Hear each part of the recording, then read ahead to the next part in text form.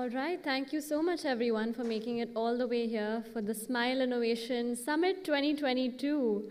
I am Apurva, your host for today, and I welcome you all here with a huge smile to celebrate the many possibilities that the Smile Council makes happen for us. And all credit for that goes to the BMC, of course, for bringing this initiative to life. So really briefly, before we begin, I'd love to introduce what a smile as a concept is before we inaugurate this event. So for anyone who's not seated, please be seated, and we'll be starting with the lamp lighting just in a minute. Yes, so SMILE, guys, is an initiative of the BMC. It's the Society for Mumbai Incubation Lab to Entrepreneurship Council. It essentially offers a platform of support for products and processes and services to scale into larger ventures with an ultimate vision that lies in the welfare of this city, the city of Mumbai, through its social and economic development. This initiative is in collaboration with SIGN, that is the Society for Innovation and Entrepreneurship, which is a business incubator of IIT Bombay. And the whole intention lies in innovation and growth. And this initiative is also fully funded by the BMC, so thank you so much for making this happen. And with that, I welcome you all, lots of budding entrepreneurs in the audience, eminent additional commissioners, senior officials, prominent business leaders. It is my absolute honor to be present with you. And with that, we'll begin with the lamp lighting. I'd love to invite on the stage our chief guest today, Ms. Ashwini Bhide, ma'am, the Additional Municipal Commissioner.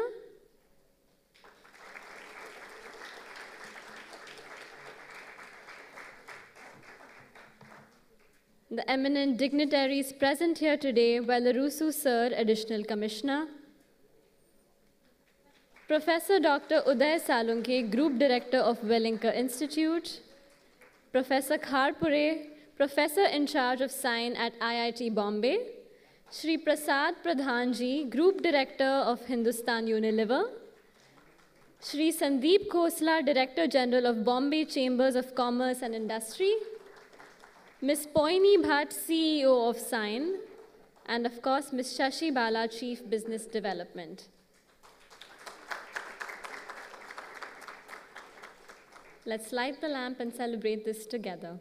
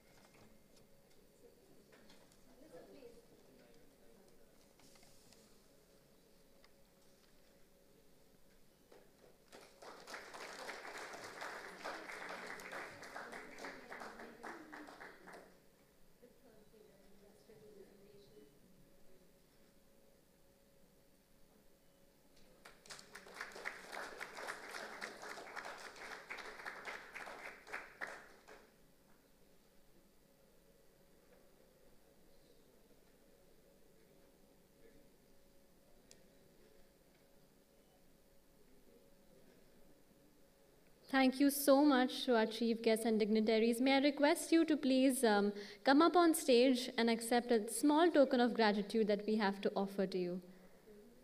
And thank you for starting this off on a delightful note.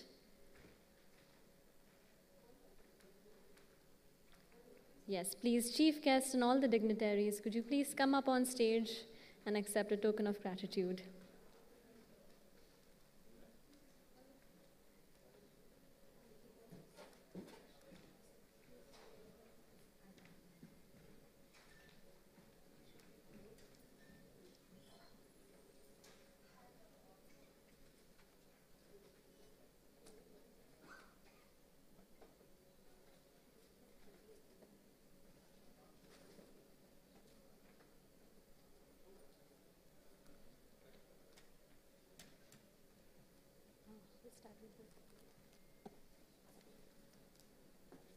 With a round of applause, let's welcome our guests here today.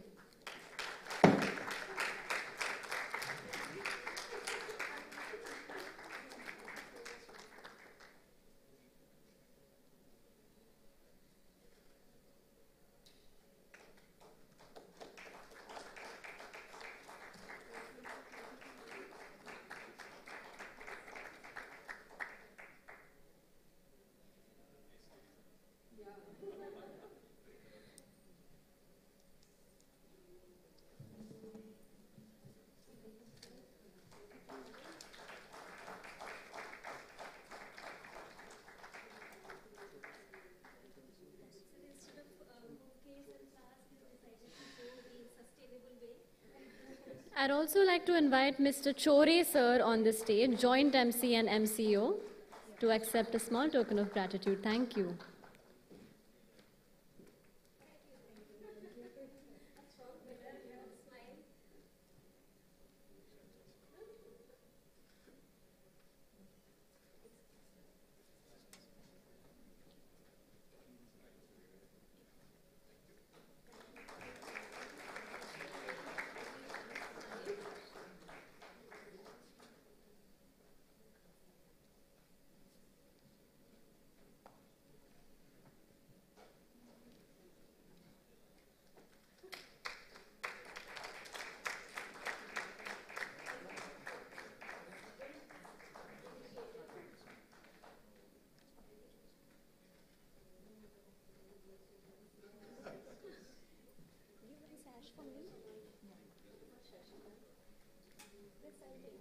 Yes, yes.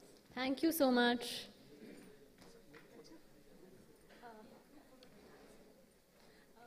So sorry to interrupt. Could you please come back up for a quick group photo? Photos are important, everyone. You know how it is. With your sachets, come up on the stage. And another round of applause, everybody, for our guests here today.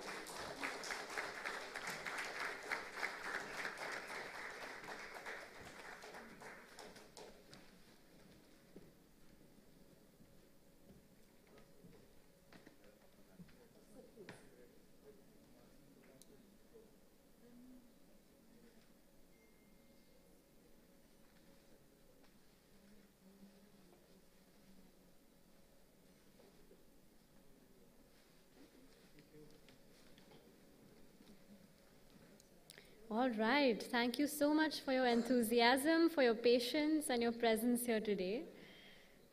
Now, before we dive in deeper into the journey of Smile, I just want to acknowledge this one thing that makes everything here possible today. I think everyone here comes in with a strong purpose, a lot of history and work, some intention towards growth and innovation. And everything that binds this together is access. And this is exactly what the Smile Council brings for us here. Access for startups to create access for the rest of society. What is anything without access, right? So let's dive deeper into this dreamy journey with Ms. Shashi Bala, who will help us understand a little more about the Smile Council. Ms. Shashi Bala, please, with a round of applause, everybody, welcome her on stage. Thank you.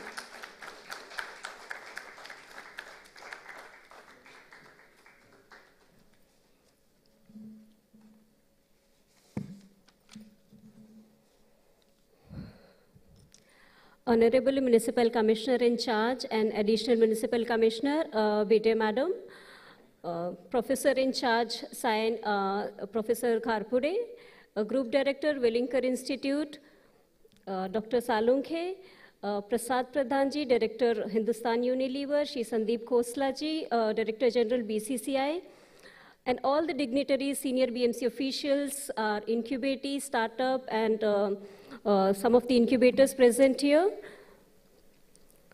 Today is a landmark and a momentous day in the journey of Smile. That Smile started 3 years ago on 19th October 2019. We would start with a glimpse of the journey that Smile has taken over through a small presentation. May we have the presentation, please?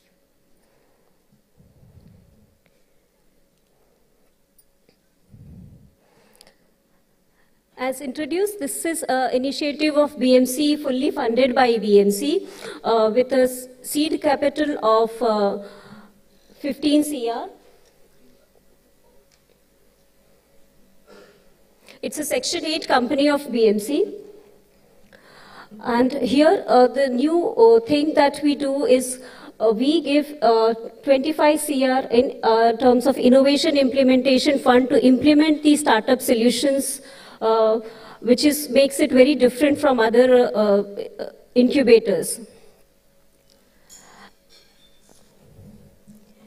The COVID pandemic witnessed soon after the incorporation of this SMILE initiative, which witnessed all the civic resources diverted towards complementing the health infrastructure of BMC, wherein SMILE was entrusted with the responsibility of allocating and streamlining the corporate CSR for BMC, which we feel very obliged to do this. And we thank Honorable Municipal Commissioner for the trust and confidence in entrusting this responsibility to SMILE, for which we did the CSR registration of this Section 8 company in early 2021. The first batch of incubatees were inducted in August 21. With the help of our knowledge partners, SIGN, the business incubator of IIT Bombay. Within a short span of 9 months, we were ready to hand over the first batch of pilot projects to BMC, to Honorable Municipal Commissioner, sir, to be utilized in BMC departments.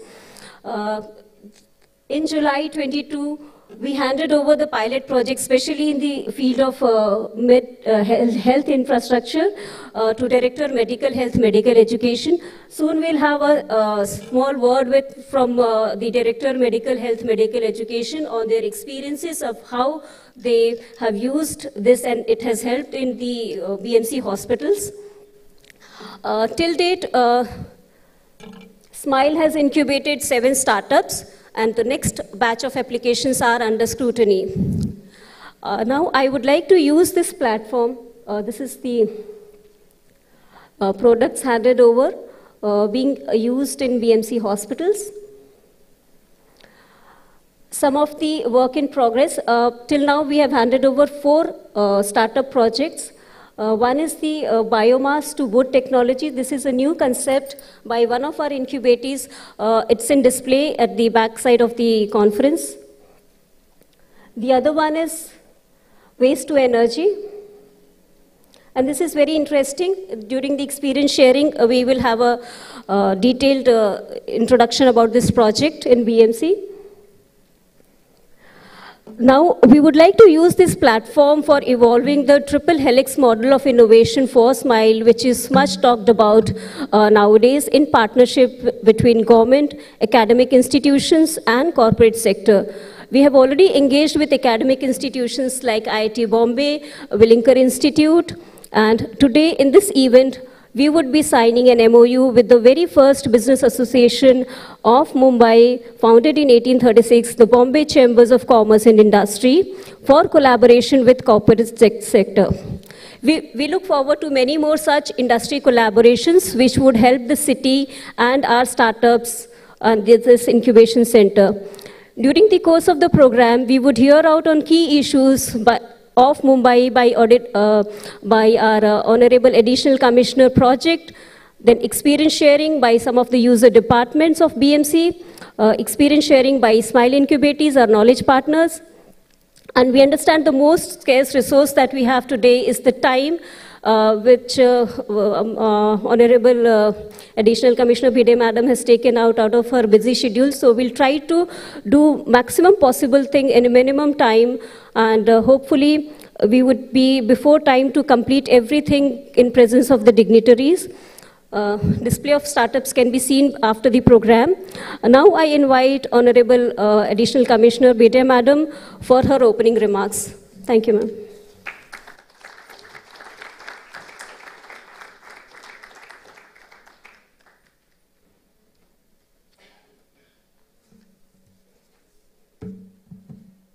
Thank you, Shashibala.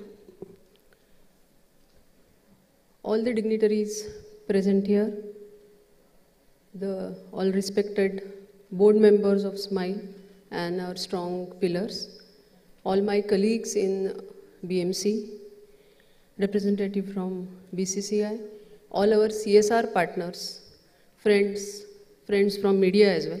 Good morning to everyone.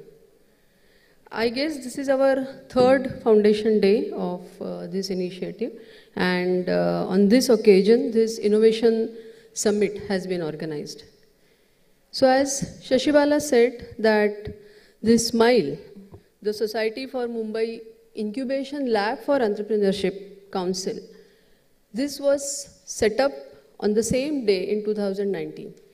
But before that, a lot of legwork, a lot of efforts were put in, because BMC does a lot of things, and not necessarily we are very happy about what BMC does. Most of the times BMC faces a lot of criticisms because from the citizens. But there is some initiative which actually can make citizens smile, and this was it. And changing the BMC's approach to civic issues, thinking of something new, and having this kind of an incubator, I mean, that was a very, very innovative idea in itself.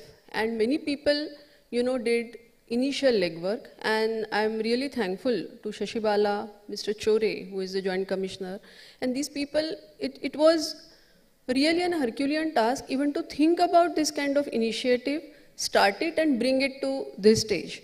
And in their efforts, they were helped by, of course, SIGN, the incubator of IIT, Professor Uday Salunke, and I also remember late Shri Rakesh Jhunjhunwala ji, who was our first board member. He had also attended initial meetings with the commissioner, and nobody thought that we could really, this kind of incubator would take off, but it did. And today we are here celebrating the third foundation day, and considering the 2 years of COVID and what we faced, what SMILE has achieved so far is really they deserve a lot of applause for that. And I congratulate the entire team, all the board members, the support which we have received from IIT, and all our HODs, the heads of various departments in BMC, and of course all the incubatees, the startups, who helped us in taking this initiative forward. During COVID, we also had to change the gear a little bit, because we had to work on COVID, and we wanted the civil society support for that COVID initiative, and this vehicle of SMILE came very handy. So we also incorporated the CSR aspect of our work in our article of association and other documents, and we received CSR funds through SMILE. And so I think all our CSR partners are also here. That CSR which was received, the support which was received, that was mainly for COVID. But we have permanently created that channel. Now we can use the same support for basically strengthen the original initiative or the original objective of the SMILE. So SMILE was set up with the vision. I'll just read out our vision statement because it's very important, each word, if you go through it. To facilitate a platform for budding entrepreneurs to convert ideas into viable business propositions, maximizing the welfare of society, thereby retaining Mumbai's position as an international business hub. Now, incubator is not a new concept. Many business schools, tech institutes like IITs, they are having this, the concept of incubator. It's an old concept. And mostly these kinds of academia, these kinds of institutions, they support their own students, their alumni, who want to have their startups, and a kind of ecosystem is provided to them. This kind of initial platform is provided to them. And SIGN, which is a very good example, the IIT's own incubator, and they throw open many opportunities to the young tech initiatives or management initiatives, finance, fintech initiatives, and they support them and handhold them till they grow into bigger businesses. But a municipal body doing it, it was something very unique. And that way Mumbai BMC's incubator is positioned slightly differently. Because the municipal corporation is an institution which deals with various civic problems which the city faces. And their task becomes more challenging in a city like Mumbai, which is basically a congested city which is basically a city with having so many challenges due to its structural position, due to its climatic conditions, due to the congestion which it has, due to the population overload which it has to suffer. And more than that, in Mumbai, we can see the kind of diversity, the kind of basically a gap between the social gap, the economic gap which we face. On one hand, there is Mumbai's elite. On one hand, this is the financial capital of India. We have all kinds of business entities, the tech initiatives taking place here. And on the other hand, more than 60% of our population lives in slums. We have not been able to solve our basic problems as well because of this kind of disparity which we have in the city. And the population living in slums is so densely located that solving even the basic problems which are otherwise easier, they become really challenging in this situation. And that is why the city's civic problems are very, very uniquely placed, uniquely positioned. And so they need unique solutions. Now, these solutions are not easily available in the market. Typically, BMC has its own way of conceiving a project, preparing a project report, then converting it into a tender and seeking market response. We have our own procurement process, but not necessarily we get the right kind of solutions which are readily available. Most of the times we deal with big projects. It is easy to do a underground metro or even a coastal road or a flyover or an elevated road. Even for that matter are STPs. Of course, there are multiple challenges there, but at least you can think of these kinds of bigger projects. There are certain, the structure is set, the procurement process are set, but there are multiple micro level issues. It is very difficult for our own departments even to articulate what exactly the problem is, to spell out what the problem is, and then find out solution. And even if we try to do that, probably the ready-made solutions are not available in the market who can participate in our tender process and give us a sustainable solution.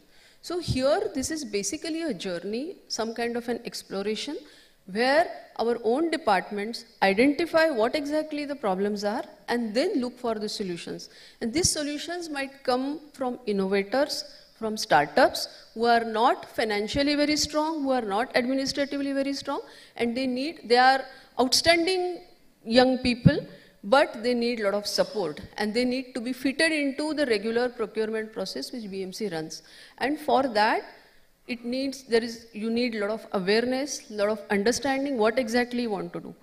You know there are problems, you know there are solutions available, but that matchmaking is something which needs to be done. That whole ecosystem needs to be developed. And precisely for that reason, this initiative like SMILE was taken. And that is why we are an incubator, but we are slightly different than what otherwise the incubators are doing, which are housed by the tech institutes or the management institutes. And this journey was not easy. And we were fully supported by IIT and their incubator, which is SIGN. And we understood how they are doing. They only helped us in understanding how BMC's incubator could be different than that, and what kind of support is, whatever support was needed, they gave us. We formulated our policies. Our board, which also incorporates a lot of members from the business community, from academia, they also helped us in basically articulating our own vision, our own objective. And now slowly we have started moving on that path. And today's event is very, very crucial and important for us because we are all together. All the partners, all the stakeholders who are there, who have been currently supporting us and who are going to be our potential partners, they are here. And we need to talk to each other. We need to have that dialogue. We need to understand what kind of strength we already have, what kind of platform we already have, what kind of ecosystem we already have, and how best we can leverage that. So many of our departments, for example, sanitation department, solid waste management department, health department, water supply department, there are multiple problems which the city is facing. And we need solution for that. And for that, our departments need to work with these people. So the initial incubatees whom we supported, some incubation happened in a virtual way because COVID also put a lot of restrictions on us. And there, we identified some incubatees which SINE has already been incubating, but their initiatives, their whatever innovations which they had done, they were more suited to BMC's problems. So we co-incubated them, and we have a good result out of that. And I am very happy and very glad to say that those departments of BMC also responded very positively, be it our health department, be it our sanitation department, be it our solid waste management department. Now, I'll just give you one example. We have been doing this coastal road project. Now, in that project, there are certain slum pockets which were there already on the existing coastline. They have been directly discharging their waste, especially from the public toilets in the sea. Now, coastal road, we have done reclamation. We have reclaimed the land beyond the existing seashore. And there was a problem. Now, what to do with the disposal of this material? And the slum is so densely populated that it is very difficult, despite our best efforts, it is very difficult to connect all these toilet blocks to the existing sewage disposal system. There are gradient issues, there are space issues, there are access issues. Now what to do?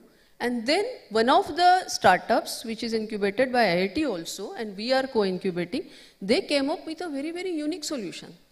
So when we were having the presentation, I realized that this could be easily tried out at this coastal road project. We were trying with our own sanitation department, and they were unable to find the right kind of solution. They didn't know what to do, but this startup has provided us that support, and I'm very happy to know that that project is working.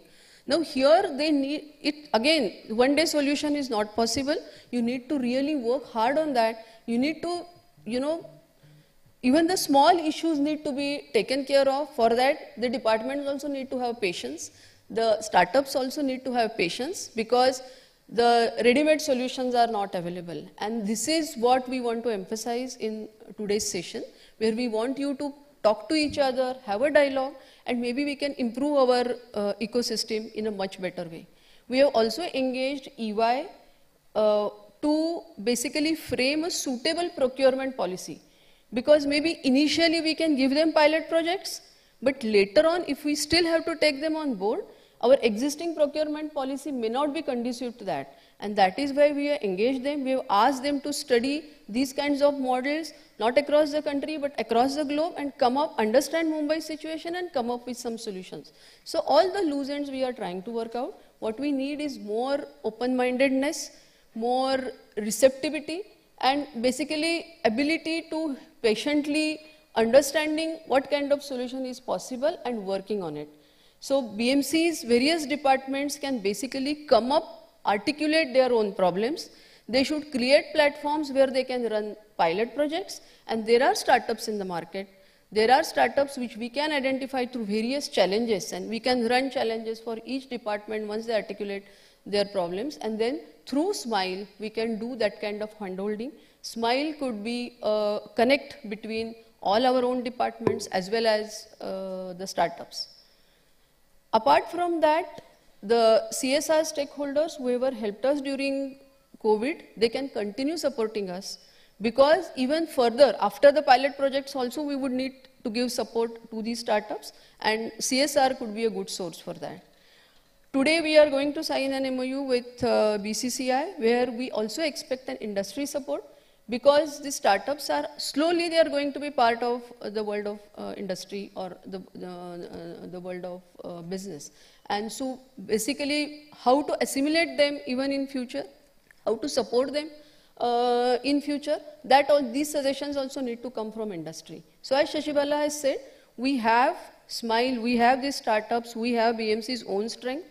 On one hand, we have academia on the other hand, who can basically provide us the right kind of framework, and the industry also on the other hand. So these three segments, they can come together and they can support.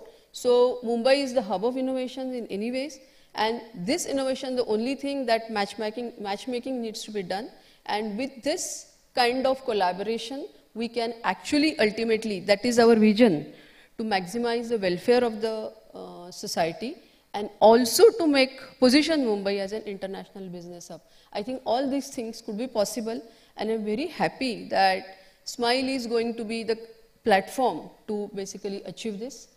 I'm really glad that all our supporters, all our stakeholders, all our pillars of strength who have helped us in making this journey so enjoyable and so exciting, they are here today. They could spare time from their busy schedule and came here to bless us, and they'll participate. So all the sessions which we are going to have today, where there would be responses from each and every stakeholder, I hope that they are really meaningful.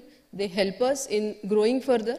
So far we are set up, we have started consolidating our activities, and I'm sure next phase is going to be the phase of growth, where with the support of industry as well as academia, BMC is really poised through Smile to enter into a complete new era, where we would like to solve the civic problems with the help of startups, and all kinds of support will be provided through the Smile platform. Thank you once again, and best wishes for this initiative. Thank you, Shashibala, for organizing this, and in a very, very professional way, and have a good day. Enjoy all your sessions and participate meaningfully in each and every panel discussion. Thank you so much.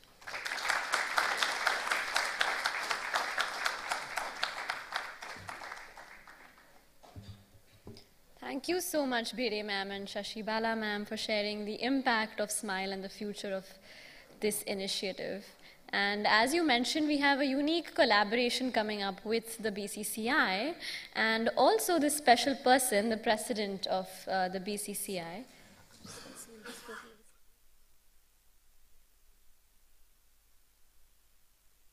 Okay, so we have a quick announcement before we move ahead with the collaboration with the BCCI. We have the additional commissioner, Mr. Velarusu sir, here present with us today. A round of applause for your presence here today. And we'd like to invite you up on the stage, Velarusu sir, for your token of gratitude. Another round of applause for Velarusu sir.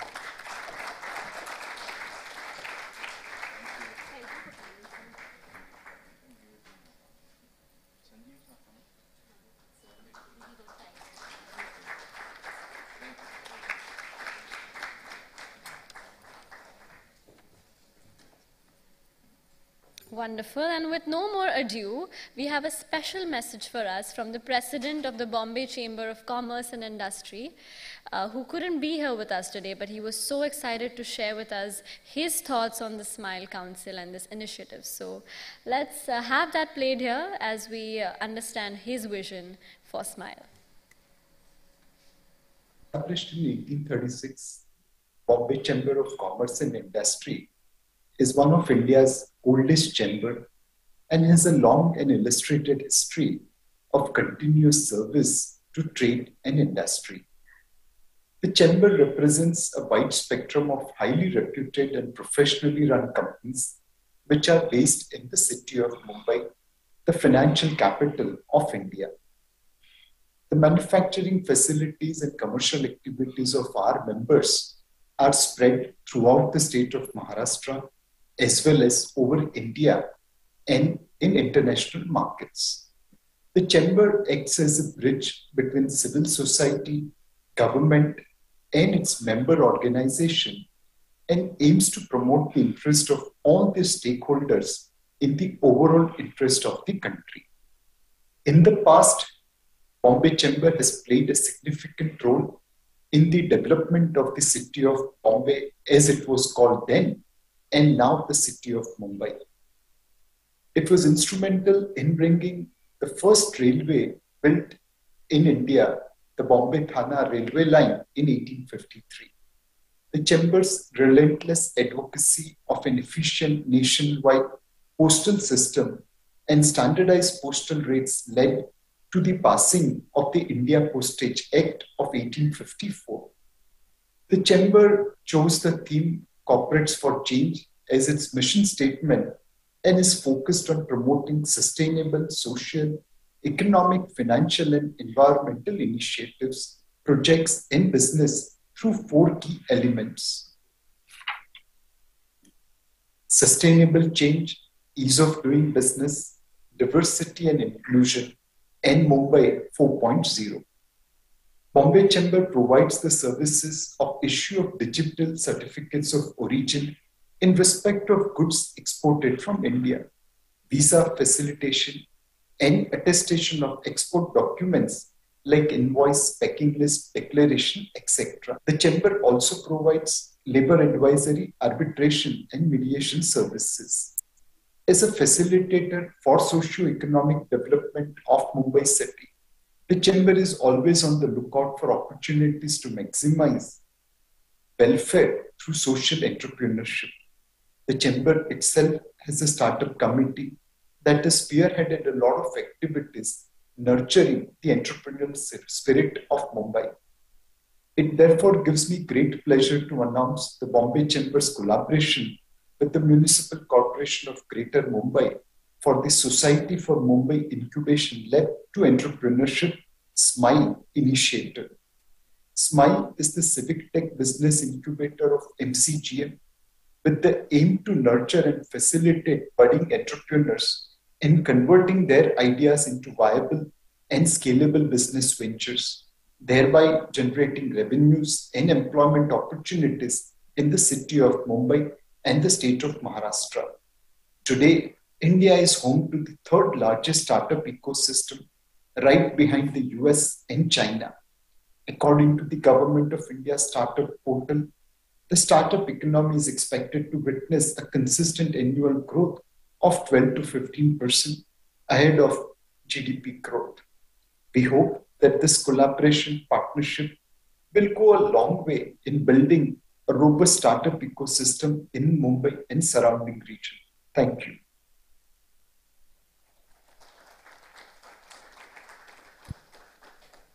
So after those remarks from Mr. Nilesh Shah, the president of BCCI, we've come to the point of signing an MOU between the Bombay Chamber of Commerce and Industry and SMILE. So I'd like to invite the respective people to please come up on stage and have the MOU signed.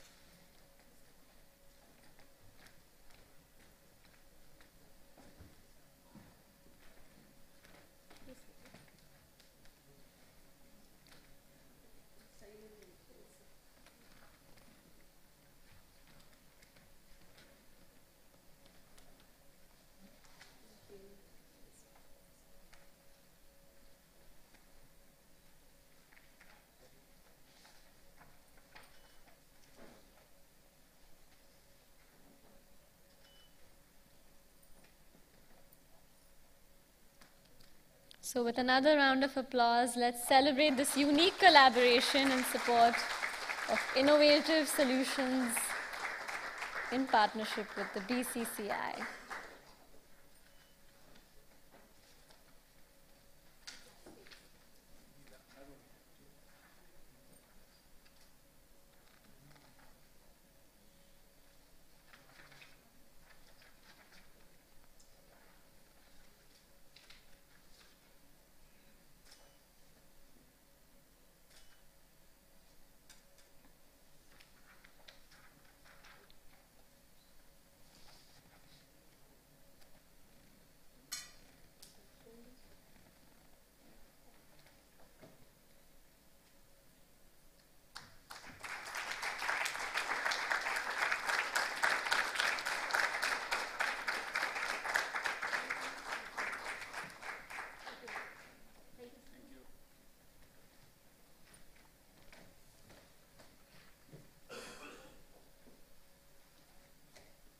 Thank you so much. And with that, I think we all have a much deeper idea of what the SMILE is about and the future of this initiative.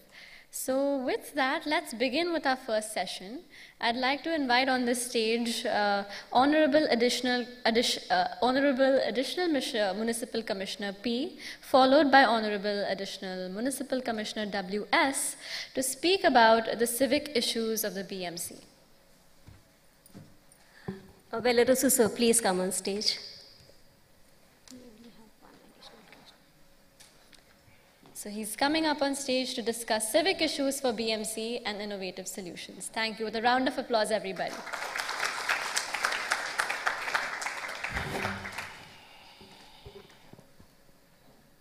Good morning.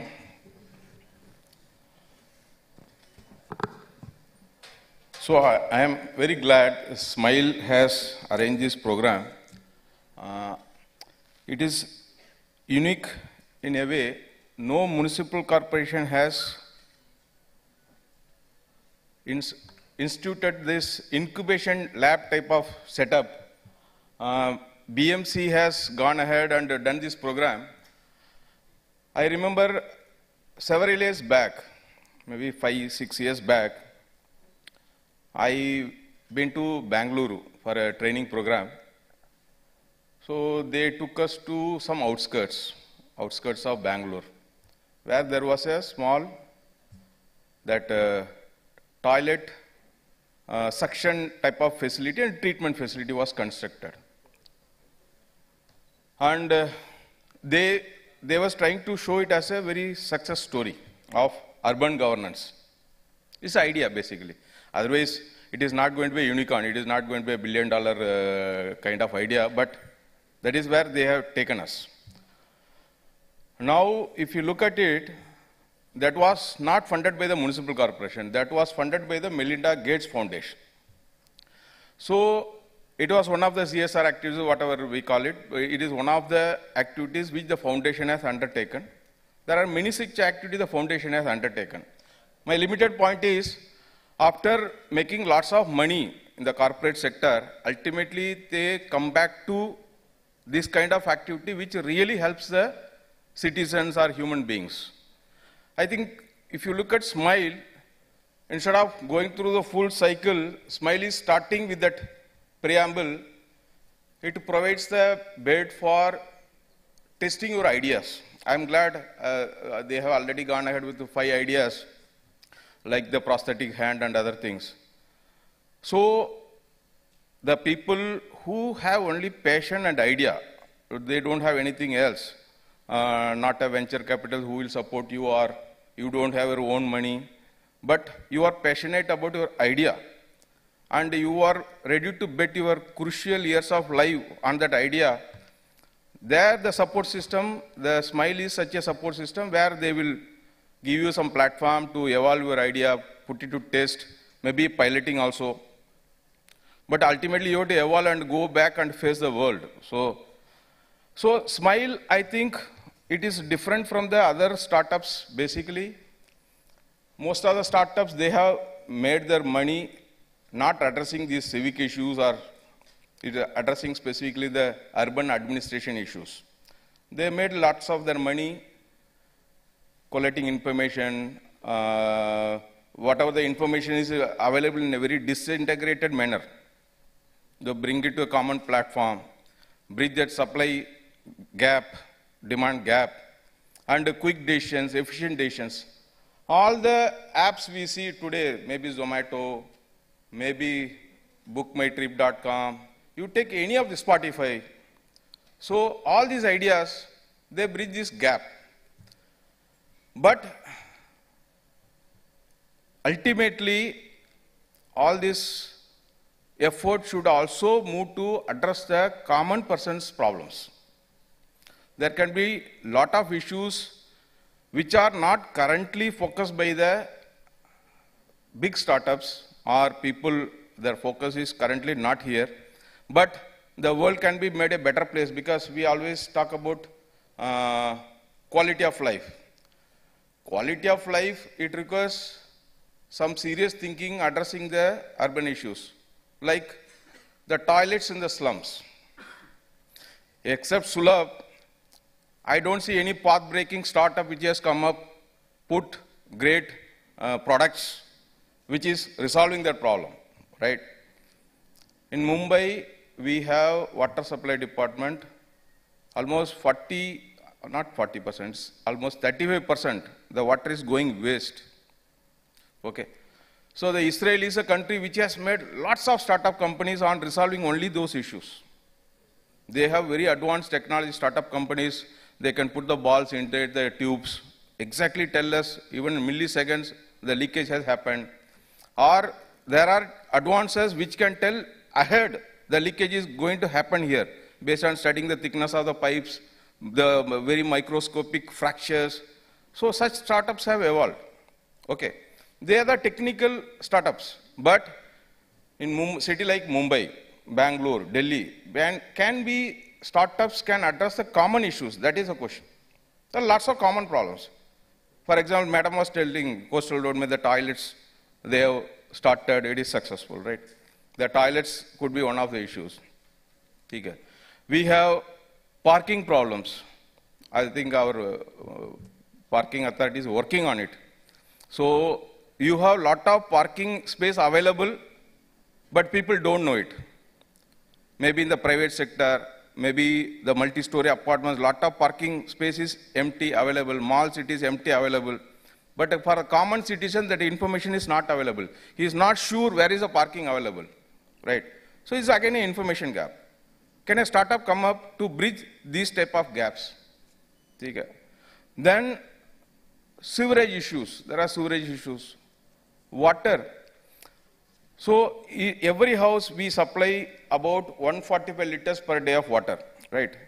Can there be a startup which comes, which a product, of course, which can capture all this bathing water, store it somewhere, put it back into the toilet flush, thereby reducing the demand to the extent of 30–40% at each household level?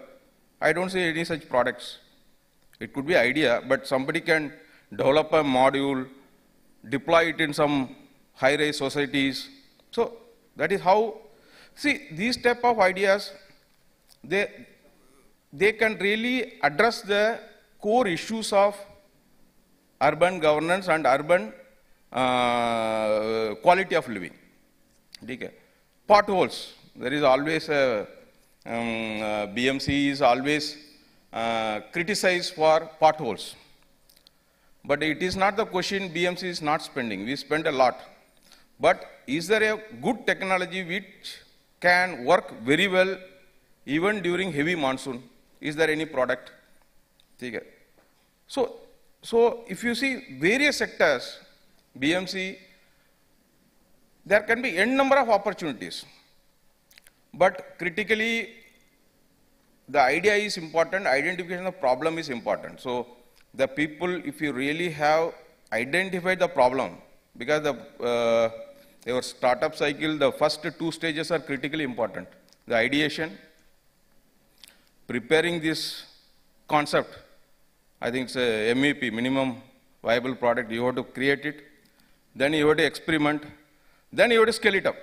At the scale it time, you should be sufficiently robust to compete in the open market. So like some startup company came to me.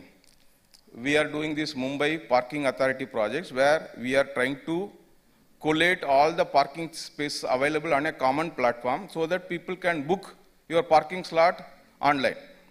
It includes public parking, it includes on-street parking, it includes the parking space available even in the private housing societies.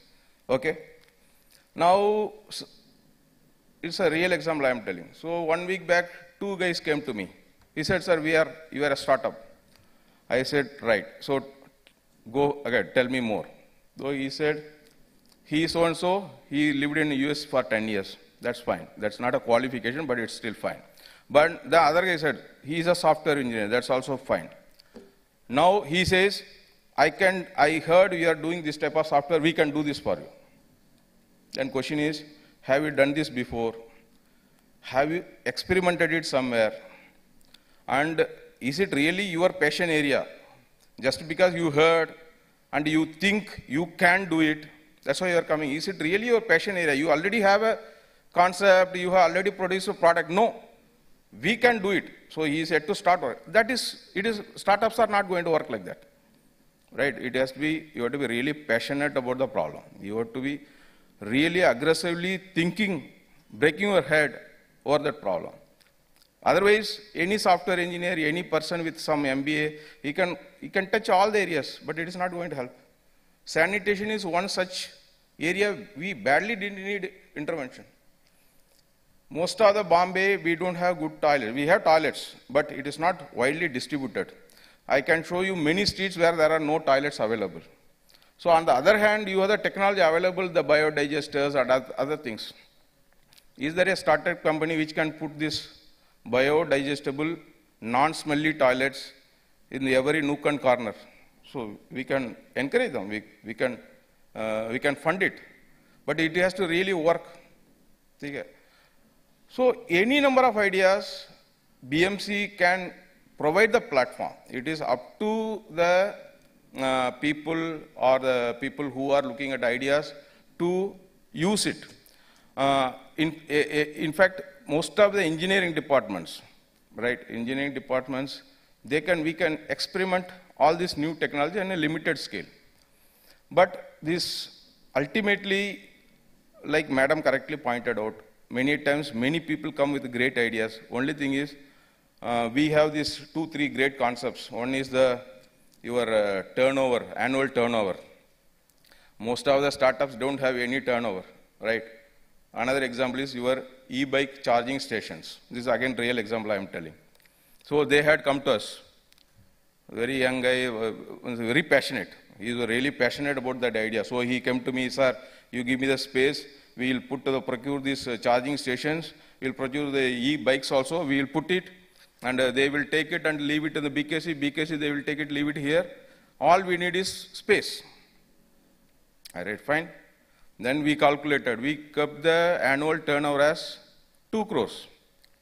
This guy could not meet it. So finally, we had to, after so much thought, so much discussion, we brought it down to some 15 or 20 lakhs. Then he qualified, right? So you have this problem. You don't have annual turnover because you are new. You don't have annual turnover. You don't have the net worth, right? And you don't have past history.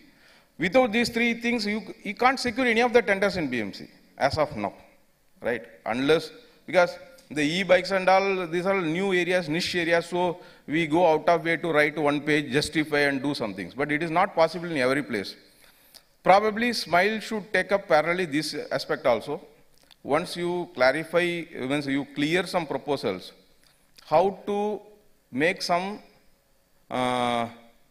exemptions or concessions while bidding. That also we have to think about it. Otherwise, many people, even the parking, MPA parking, those guys came there, but they can't qualify because they have not done any project.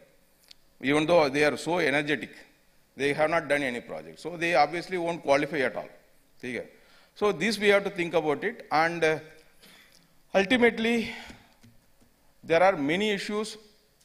If you are looking for money in these startups, it is not going to be there. You have to chase the idea. So if you are really passionate about the idea, the BMC will always welcome. We are in many of our engineering departments, we always sit and discuss. So then finally we see either the spirit is lacking, or they are dilly-dallying with so many ideas. So then we just leave it. But if somebody is really chasing an idea, really passionate about it, we really go out of way to help them. I congratulate Smile and Director Madam and all of you for organizing this wonderful workshop. And I hope to see in the coming years, BMC will be able to, like the US universities. So we will be able to do a lot of research with the startups. There will be a thriving ground for startups. And parallelly, because this is only 2-3 years since they have been institutionalized, maybe if 10 years down the line, I wish to see Smile having incubated lots of startup ideas, and at least a good number of them should scale up. Otherwise, the Indian story is, even India has hundreds of unicorns now, which was never, nobody thought you'll have hundreds of unicorns. But the real success is having the sustainability. Otherwise, the scenario now is more than 10,000, 11,000 people got fired last year only, 21 May. I think it has gone bad, and the funds are no longer coming. So this is a macro scenario. But so there will be many startups which will vanish much faster than the way they come up, right?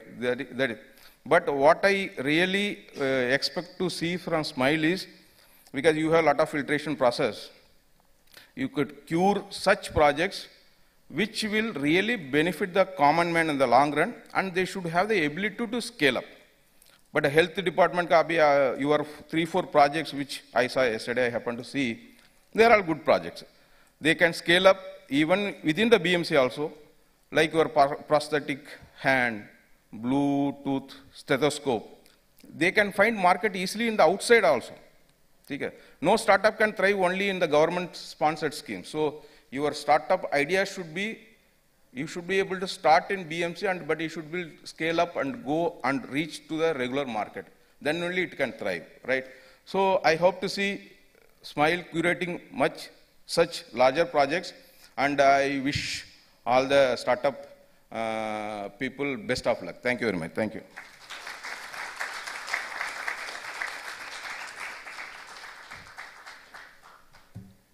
Thank you so much, Velarusu, sir. I love how you said that the agenda is not commercial, but always more passion-driven, and with that, everything else is taken care of. So next up, we have Professor Santosh Kharpure, Professor in charge of Sign, to share some of his remarks about this project. Let's welcome him with a round of applause, everybody.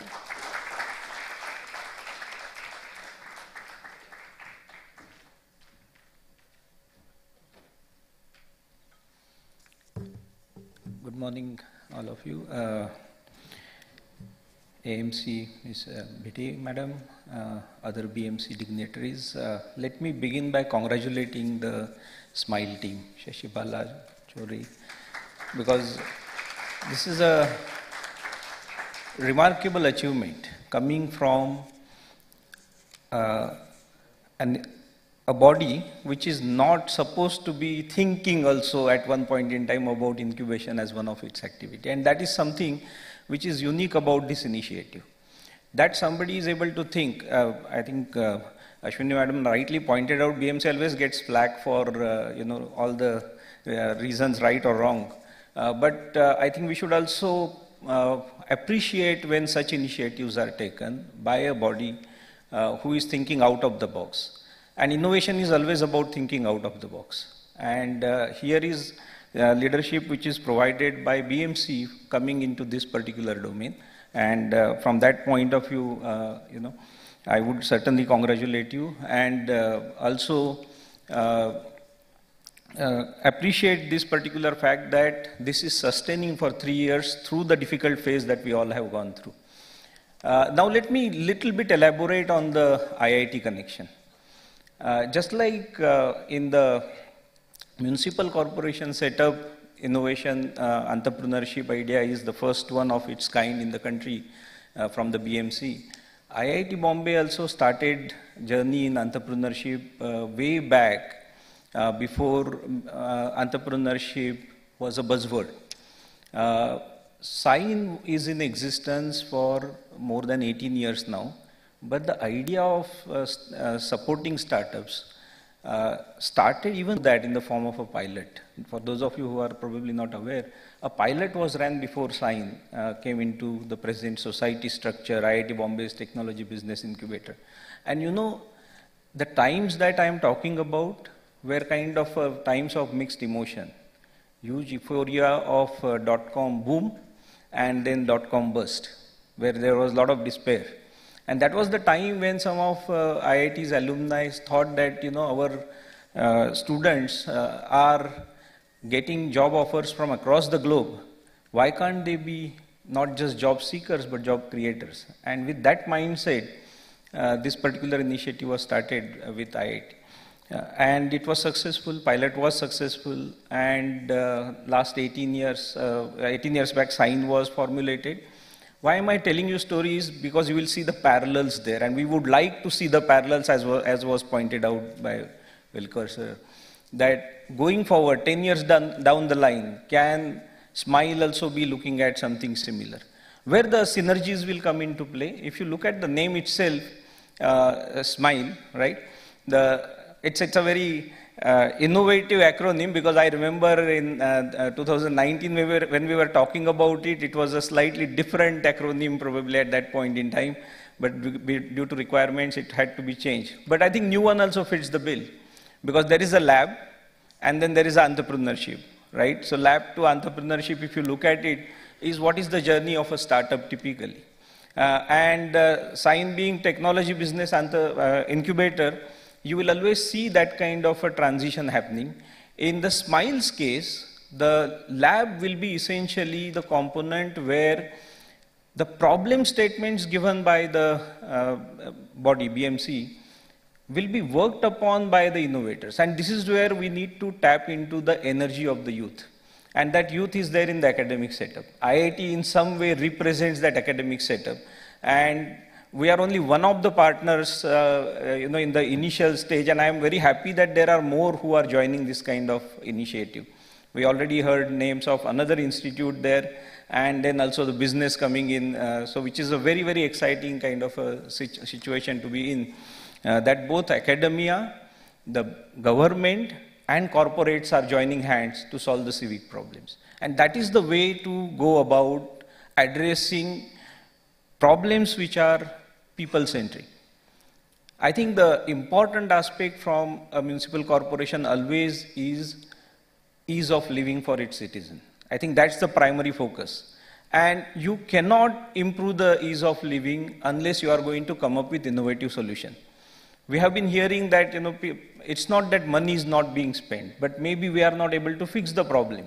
And that is the time when we need innovative solutions, and those solutions can come from the energy, the passion, which was elaborated, and which comes typically from the youth. Not to say that those with gray hairs like us are not passionate about what we do, but the energy levels, throwing oneself in the cause can much naturally come from the younger audience, which is present in the academic setup, and this is what needs to be tapped. And that is where the Smile comes in, the lab to entrepreneurship. If we are able to sustainably do that, I have been in IIT, and many a times when we do research, we are told that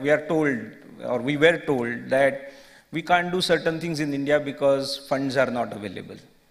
I mean, I have been hearing this kind of a problem, and initial years I also used to think that. But then what I realized soon enough when I started writing projects for funding is money was never a problem. What was problem was good ideas. If there are good ideas, money will come.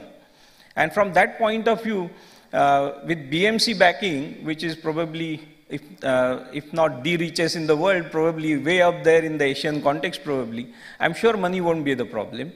We are the financial capital of the country, so money will be definitely available for any good idea which makes meaningful difference in the lives of the citizens. What is required is the structure, and this Smile will give that structure, and IIT's participation in that ensures that the structure, the support will be available even at a very early stage, because the co-incubation cases that were talked about, you will see that these incubating companies are getting access to, through Sign, to IIT's ecosystem. They can check their ideas out in our labs, for example. So any company which is going to be incubated at Smile will naturally be connected in a way with academic setup like IIT, and through IIT, many other academic institutions as well. Again, just to put the things in perspective for benefit of the audience, IIT is normally known for its engineers. Most flagship program, most of the people think flagship program for IIT is only BTech. But many of you will be surprised that today, 60% of our 13,000 plus students are actually postgraduates. And when I say postgraduate, what I mean is they are not just studying in the classroom, but they are doing a lot of research. And a lot of this research is also getting translated into ventures. And that has contributed significantly. This shift in only teaching and research applied research model has actually accelerated getting startups in Sign in a much bigger way. There are few programs where we have seen that capacities get built up by sustained effort. For example, if I were to ask you in my startups in Sign, what will be the type of domain which will be represented most frequently? One would think that it must be IT, right? Because computer science is the most sought after area. Yes, it is one of the important component, but healthcare is one of the topic which is getting largest attention in terms of number of startups working in that area. You'd be really surprised because today what is happening is doctors are working with engineers, coming with the solutions which are addressing common man's problem. And while doing that, they are also looking at wealth creation. This is very, very important aspect. Addressing social cause, absolutely required. My personal belief is that you need to have wealth creation also as one of the motivation, because in one of the meetings, I'll tell you in a lighter vein, this discussion, meeting was very serious, but discussion was that, we should be doing something on the societal cause. And I said, no denying that, right? We have to take any idea and we have to have that grounding that we are trying to address societal problem. But then I joked about it, that if we don't create wealth, the only thing we will be able to distribute probably is poverty. So somebody needs to create the wealth and then we can bring in the impact. And that should not be looked down upon. We have to celebrate wealth creators. Entrepreneurs should see that as an opportunity to make meaningful impact, not with just the idea, but going forward that wealth creation, what I mean is not just the money. Right? Money is, like I said, is going to be a side product of it. You will create serious wealth when you will make serious impact. And that impact should be the driving force for most of these activities. That is where the academic interaction comes in. That is where the keeping people on the ground comes into play. And that's why these kind of interactions, according to me, are very, very important. And so I'm extremely happy at my personal level and even from the institute point that we are contributing to the city where we are housed, working collaboratively in trying to make our surrounding more livable, and a better place to be in. Before I wind up, I would also like to sort of touch upon the Smiles journey ahead. Like I said, Sign, when it came into existence, it came with a certain focus. Initially, we were only inward looking. What I mean by that is we were looking at only IIT and IIT related entities to be incubated. Over the last decade or so, we have become more and more open because of the programs that we have been having. And that is the reason why we are able to work with you, think about co-incubating companies which not necessarily would have come out of only IIT students, but coming from ideas coming from anywhere. We are able to do that today. While doing that, Sign became self-sustaining very early on. I mean, that was something which was very, very important because in the academic setup, you would still appreciate that while I say money is not a problem and ideas don't have a problem, but running an incubator is an activity which requires resources. And very early on, apart from the initial seeding, Sign became self-sustaining very quickly. And that actually gave leeway for the institute to kind of keep supporting it, and the growth that we could see was very, very vital. So something that we need to think about in my mind from Smile's point of view also is how do we make this effort self-sustaining at some point in time. Yes, there is support available from all the corners, but the programs that we devise should also be keeping in mind probably this particular aspect. And this initiative should be propelling itself not because of the support from certain individuals, but it should be institutionalized so that irrespective of the individual, we will be able to continue the path of growth going forward. And that will happen if we are self-sustaining. And that is the kind of model that we also have to start thinking of. I'm not saying it will happen today, tomorrow, but say, let's say next 10 years, can we get there, and then we'll be able to make consistent difference in the ease of living. So let me end by congratulating you once again, and wish you success in the long journey that you have embarked on. And let there be more innovation, more ideas, and let the ideas and innovations take journey from lab to the real life and make all our life better. Thank you.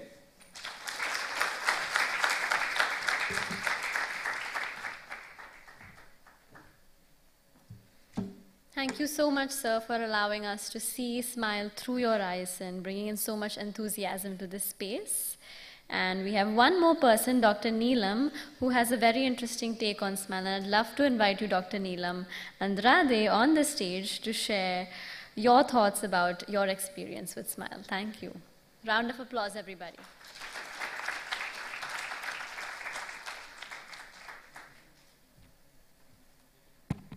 A very good morning to all of you. At the start, I would like to pay my respects to our additional municipal commissioners here, Madam Bide and Mr. Velasuru. Also, we have our joint municipal commissioner here, Chore sir, other dignitaries, and of course, Sashi Bala Madam, with whom I have recently got introduced to. Ladies and gentlemen. So let me start with a small story to you, or rather my personal experience in this concept. It was way back in 2016 when this concept was brought up. I was the incoming dean, not the dean yet, and I was sent for this meeting with our joint MC Chore sir, when he was the DMC improvement then, and he put up this idea that BMC has acquired a space in Andheri East, and we are going to be starting a lab there, which is going to be about incubatees and startups. Believe me, ladies and gentlemen, honestly speaking then, I just didn't gather anything much out of it, and it created a real gray zone in my mind. Being from health, incubation is a word which we understand as an onset of infection when you get infected, and an incubator is something which we use for the newborn children. So what is an incubatee and what is a startup was something very gray for me. In a subsequent one more meeting which Sir held with us, he clearly gave us one of the ideas which set my mind also thinking. At that time, Mumbai had faced a huge amount of floods, and we had lost one of our very well-known Dr. Amrapurkar. It was then that we were thinking from BMC to have something to protect the lives of the citizens when people remove the manhole lids and there is a chance that somebody can fall into.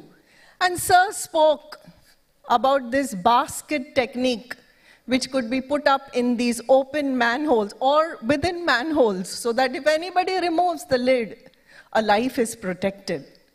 That kept ticking in my mind as to how startups and incubatees could be involved in health.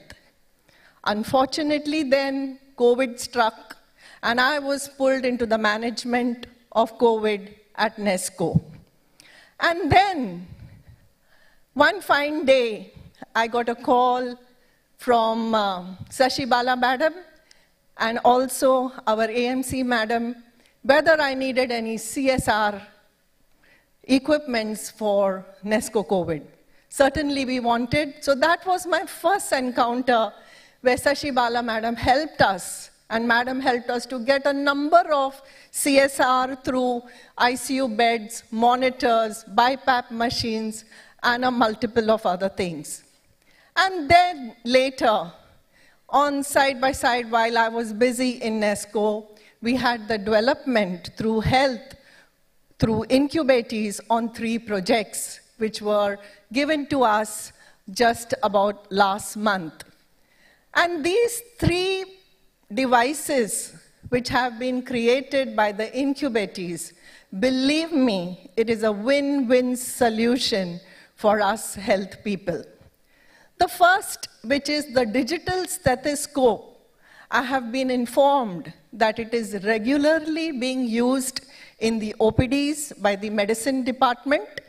This digital stethoscope is like a contactless instrument, also innovated during COVID, so that the concerned clinician may not touch an infected patient.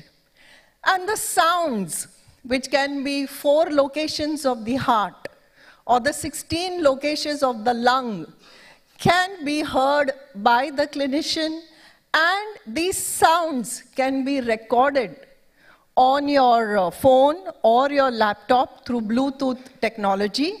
And not just that, anybody sitting in an OPD, suppose if the student or the resident is sitting there and checking the sounds of the patient, whether it is a mitral murmur, whether it is rhonchi, or any of the regurgitation abnormal sounds of the heart, or the wheezing of the lungs, he can send the sound to his clinician or his senior person consultant, who can diagnose the condition and give him the line of treatment. Something extremely innovative. This is being regularly used, and the best benefit of this instrument is that in spite of the loud sounds in the OPD, because you know our OPDs are so huge, there is so much noise, listening through a stethoscope, at times you may not be able to record the sound which you are hearing, and you might lose that important regurgitation or murmur in the patient. But with this, with that amplifier, the sound is loud and they can understand what the sound is, plus they can record it as a database to hear it again. The patient goes away, but the sound is recorded with you. On your device, you can hear it over and over again to come to a better diagnosis and management for the patient. So this is regularly being used. The other, which is the vibranase, to identify diabetic neuropathy in a patient. Now we know that in diabetics, they lose the neural feeling perception in their feet, and often this progresses to such a large extent that the patient may lose a toe, multiple toes, or even get a foot amputated at the ankle. So this instrument does the screening of the foot. At an earlier stage, they can record the neuropathy in the foot. They can find out in screening whether the patient is actually a diabetic or is going into neuropathy, and avoid that from happening. Something very good, and they have started using this in the endocrinology lab as well as in the medical OPD, and they are finding it to be extremely useful. The third device which we have got is the robotic prosthetic hand. For any person who has lost a hand below the elbow, this particular device is proving to be extremely helpful.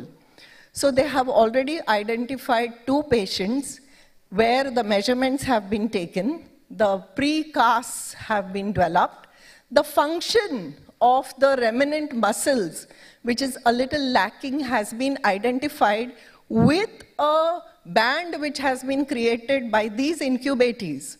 This pre-band is applied to the hand to record the function which is left in the remnant muscles, and if that function is found to be less, the physiotherapists and the occupational therapists are working on that muscle power to create more power. Then the measurements are taken, and this robotic arm, which will be battery operated, will give a grip to the patient. So for simple activities, like holding a cup or holding a pencil or any instrument or buttoning or tying shoelaces, it was going to be most effective and helpful to the patient. The weight of this prosthetic arm is very light and the functions are extremely good, which is going to help many patients. We have a tie-up and they are going to give 2 such prosthetic limbs. Both the patients have been identified, measurements, like I said, have been taken, and soon they will be given these arms. So when I got introduced to all this, my mind started working on what problems from the health we can put up to the incubatees, and they can come up with a solution, and this is going to be a win-win situation, definitely for health. So, just giving 2 examples on how we can use it further and have further brainstorming and come up with some startups. I deal with a lot of jaw surgery, and we have patients with cysts, tumors, or teeth which need to be extracted, leaving behind a huge defect in the jaw bones. And somewhere we have come across, we know that the tooth itself can be like a stem cell to bring about bone formation. Many a times, ma'am, we extract teeth or we have to remove teeth within a defect, which are healthy teeth in a way. These teeth could be milled into a fine powder, which we can mix with other osteoinductive agent to give faster bone regeneration. So this is one of my problems where I want a milling machine for these healthy teeth, which I can use with inductive bone powders and create new bone. The other is we get considerable, in our center, get a lot of patients with no mouth opening or restricted mouth opening. We operate on these patients, release their bone from the skull bone or operate inside their mouth and give them a mouth opening. But to sustain and exercise this mouth opening, we have only one instrument, which is very crude. It is like a jack to open up the mouth, which we go on and the patient does get a lot of pain. So something which could be modified like a spring device and also with a measuring scale on it, so we know what was the improvement before and how the mouth opening is improving. So with that, I would say startups and incubatees is a wonderful combination and can do superb as far as technology is concerned. Recently, I read in the newspapers that the IIT Delhi has come up with 3 startups which were really unique. One was a braille keyboard for typing for the blind, extremely innovative. The other was a walking stick for the blind, which gives audio to the person who's using the walking stick so that he can understand the obstacles. And the third was a drone, which gives supplies in case of flood areas or disaster areas. It drops the supplies. So certainly, it is a wonderful idea through BMC to start something so novel as Smile, a completely new idea, totally innovative. And now that we are in the 3rd year, it is a great feeling for all of us. So congratulations, Smile. Congratulations to all my authorities and to Sashi Bala for taking this up and coming so much far ahead. And I wish you all the best. Thank you very much.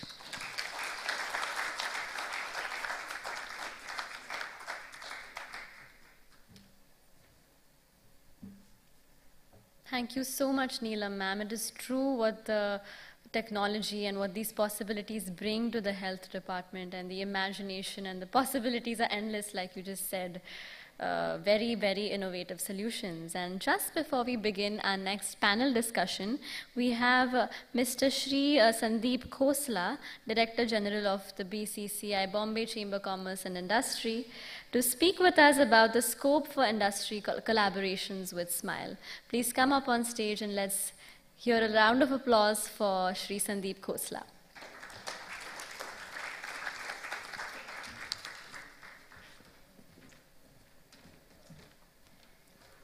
Thank you.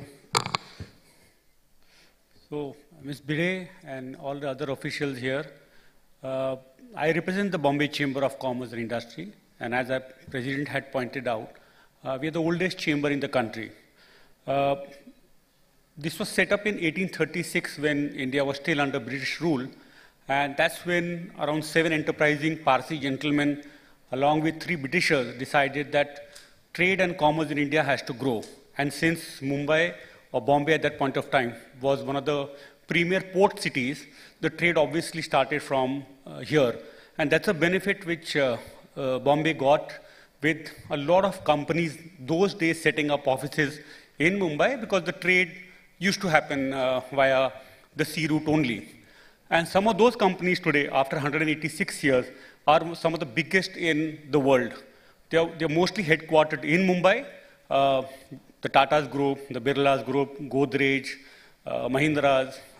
These are some of our members who have been with us for X number of years. And others like Unilever, when they set up office in India, today Hindustan Unilever, HUL as we call them, Prasad Pradhan is here, who's also on one of our trusts. These are companies which lead the chamber's activities. And we have around 22 odd committees which are mostly full of senior officials of these companies. So those days, it was obviously increasing trade, guiding the government, both state at the center level, to ensure that what are the best practices which one can adopt as far as increase of trade is concerned. But as years went by, as we moved into this century, and most of our companies started dealing internationally, having their offices, some of those practices were implemented here. And in the last 20, 25 years, the chamber's activities now are more focused towards helping the MSMEs and startups. So earlier, when it was only the big companies which were doing a lot of work, today that has shifted to the bigger companies hand-holding MSMEs. And we have almost 2,400 odd MSMEs who are registered as members with the chamber. The chamber is continuously looking at imparting knowledge to them. We recently finished a project with the Asian Development Bank, which was for internationalization of MSMEs in the Mekong region, that is Thailand, Vietnam, and Cambodia.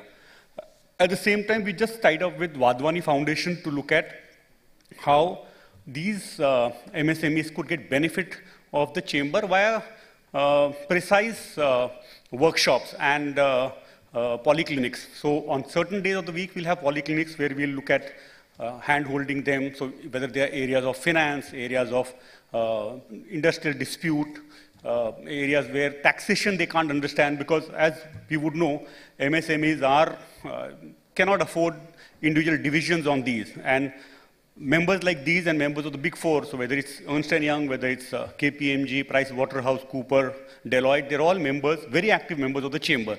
And they sometimes conduct these free of cost for the MSMEs. So why I'm coming via this route is that from MSMEs, we've also now moved on to startups. So the chamber has a very, very vibrant startup committee as well. And some of the big startups are members. I mean, Nykaa was one of the startups who are members of the chamber, PayU, Dream11, Cred. These are all ones, some of whom have gone and become unicorns today, are all members of the chamber. Also, as the president pointed out, we were instrumental in starting the railways in India. If it was not for the chamber at that point of time, the railways would have been delayed. Ultimately, it would still have come. But the urgency which was needed for trade to continue to flourish was where the railways were set up. And over the years, the chamber has helped in whatever activities or whenever there's been a calamity in Mumbai. So during the Lathur water crisis, the chamber came out with a lot of funds where trains of water were sponsored by the chamber members. Recently, when the pandemic hit and everyone was concentrating on helping the patients, the Bombay Chamber decided that we'll look at helping the COVID warriors, because suddenly we realized that there was a lot of gap between how nurses and some of the lesser staff of BMC and municipal-run hospitals struggled because they had nowhere to go. There were no trains, there were no buses, there were no transportation, there were no accommodation for them. So some of the doctors were still being accommodated in bigger hospitals. So that's where the chamber used its resources, came out with transportation via members, fleet of buses which they have. We looked at how we could look at providing medicines as well as equipments to some of these hospitals, because really, getting sometimes the basic infrastructure becomes a problem in terms of such crisis. So I'm very happy to say that we collected over 1 crore from our members, both in kind and cash, and these were distributed in the hospital. So whether it was JJ Hospital, whether it was Cooper, whether it was Kasturba, and some of the surrounding hospitals, the Bombay Chamber contributed towards these. So these are some of the initiatives which were done. We are very happy to associate with BMC right now to ensure that we are there at the starting point. So since this is 3-year-old, some of these startups are beginning to show results from the incubation center. I think some of the problems which we living in Mumbai have seen can easily be corrected by these incubators, by these startups who one day can provide solutions to a lot of us. So whether it's pollution, whether it's healthcare, whether it's sanitation, and education. So I think 4 of these areas, how can Bombay Chamber, via its huge resources of big companies, can help the startups achieve as to whatever is needed, so that we start living in a better city. I mean, I still believe we live in the best city in India. Given a choice, I would always want to live in Mumbai. And we have a lot of fight with my cousins and others who are in Delhi, that I was born and brought up here. So for me, this is a very, very important city. When one goes towards some of these cities and sees the kind of pollution which exists there, you sometimes believe that, and I'm talking about major metros. Obviously, there are smaller towns which would be pollution-free, that we're blessed with ocean towards all sides. How can we improve that further by, the living standards being better than what they are? I think with the kind of infrastructure we have with the coastal road and others coming up, this is going to help a lot. And as speakers before me have said, that the startups can help us redefine some of these activities, either shorten the process and period of what it would normally take, or come up with innovative solutions towards ensuring that it becomes a better city in terms of all these 4 or 5 key areas which are a concern to all of us. So I would just want to conclude by saying that the Chamber would keep on helping in whatever is required from us. We have a big membership base, as well as members who are keen to contribute. So we requested Ms. Shashi Bala to present this to our board. So we had our last board meeting at 14th, where some of our big CEOs and MDs of large organizations, including the CEO of Tata Hotels, that is the hotel we are in today, he was present at that meeting, including the HUL's very senior officials. They were all there. And we presented the SMILE initiative to them, and they were all very happy. There were some 35 board members who were very happy to associate with this initiative. And I will only say that, whatever is needed from us, me and my team would ensure that we are always here to contribute. Thank you.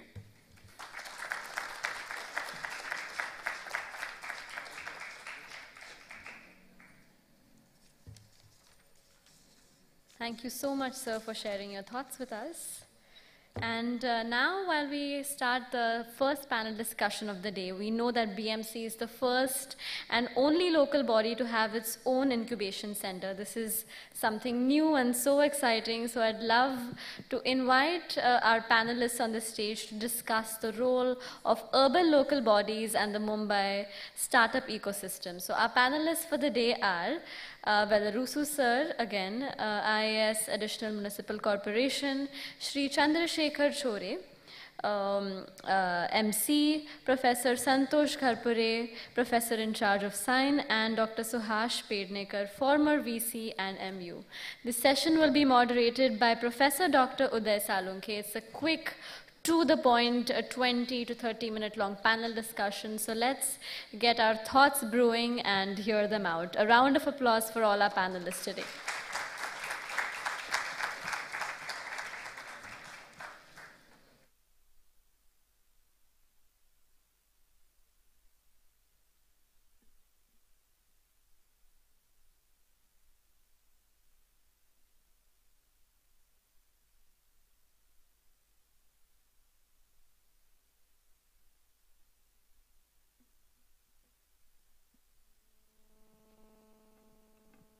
Hello. Hi, good morning. It's good to be here on BMC's this one of the brilliant incubator, Smile, and being on the director board, I'm really indeed very happy. And I must congratulate the top team, leadership team, visionary team of MC, in charge MC, additional MC, Bide Madam, Shashibala ma'am, and the initiator, Chandrasekhar Chore sir, and I'm sure supported by all DMCs and MCs or all BMC officials. Shashibala ma'am, you need to keep in mind, you invited 1, 2, 3 academicians. Teachers speak minimum 45 minutes individually. And teachers can't stop so easily. And maybe I think that our MC mentioned about 20 to 30 minutes is quite a bit of injustice, but doesn't matter. We will try to, at least 30 minutes, we'll take it in our favor, and we'll try to do that. And today, unfortunately, the VC, venture capitalist, is down because of his ill health. So both BMC officials need to fund in the future as well. He can't give any other ideas on the lighter note, but it's wonderful. Santosh already mentioned about, and I picked up a lot of threads from ma'am. It's indeed very heartening to see that BMC picked up this agenda, which is never the case in many other urban local bodies in the country. Very rare it is being seen. And leading from the front and leading by the example in the country is very rare. And typically, we may say, probably in management parlance, actions speak louder than words. It is not only mere words. And I was sharing with ma'am today morning that even during COVID, despite of COVID, all meetings were happening. Board meetings were happening. And what a best way all incubators can be given a support. That happened. I'm not going back to the glory of Mumbai, but last week itself, our Deputy Chief Minister, Devendra Fadnavis ji, did mention that Maharashtra is a startup capital for India. And I'm sure all other research reports talked about it, that we are one of the top 3 in Asia. We are one of the most kind of wealthiest city in the world. So there is so much of potential there with us. And I'm going to pose questions to my respected panel. And probably last question would be giving them autonomy to speak their heart. But we'll try to run through a few of these questions. And just to bring about this question, the theme of this question is more on collaboration, more on partnerships. We always speak about coexistence or no existence, or co-creation is the name of the game. I can, but there is a limitation for that myself to achieve. But that we, 100% makes sense. With that we spirit, when I actually look at, and I must compliment Sign team doing such a phenomenal work, Santosh, Poini ma'am, and they given such a wonderful support. And I do see even from my own business school point of view, and our learning is very clear. We actually did one of the first MIT workshop and hackathon with MIT Boston with Ramesh Raskar. With the healthcare side was handled by IIT Mumbai, and then they showcased in Wellinger in 2014 Jan. That was the first our own experience with MIT Media Lab from Boston, and MIT professors, Harvard professors, research associates coming on the board. And believe me, that was a wonderful learning for us. And those were global brands along with the best brand of the world, even IIT Mumbai as such, IIT Bombay. And somewhere deep down, when I take a stock, if I looked at MIT, even we also made our professors to go, our stakeholders to go and learn from venture mentoring services in MIT. We learned from that and we started our own journey. And I still, today as on date, are close to about 40 odd revenue earning startups which we nurtured in the campus itself. We are a management school, just 2 years of MBA, you have very limited time. But still, along with the other technology partners, technology institutions, universities, one can really do it. Now in this, I really feel multiple such exposures. Even we did one of the, with the Sweden or Swedish partners, ECI, India-Sweden Innovation Accelerator.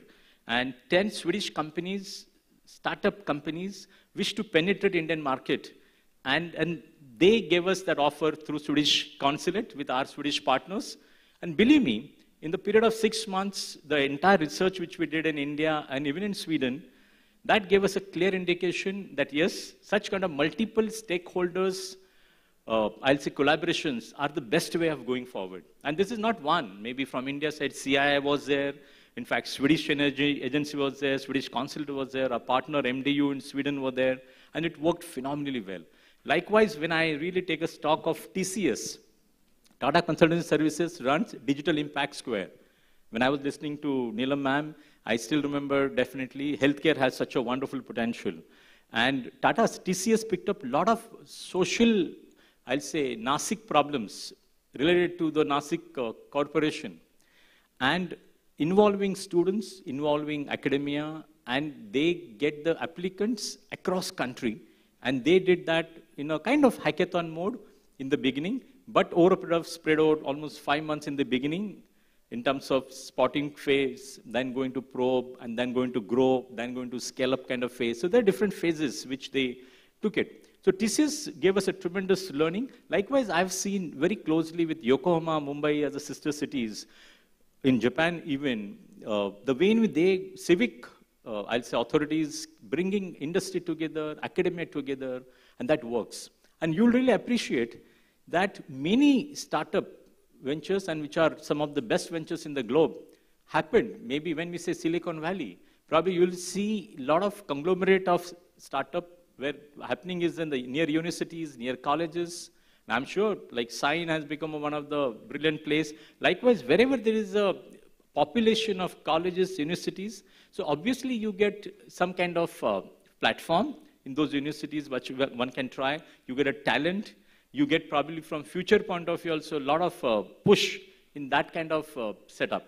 And keeping this in mind, I somewhere feel when Government of India started with Smart India Hackathon, the Smart India Hackathon, Government of India from almost 2017 onward they started, and they started getting the problems from the different ministries.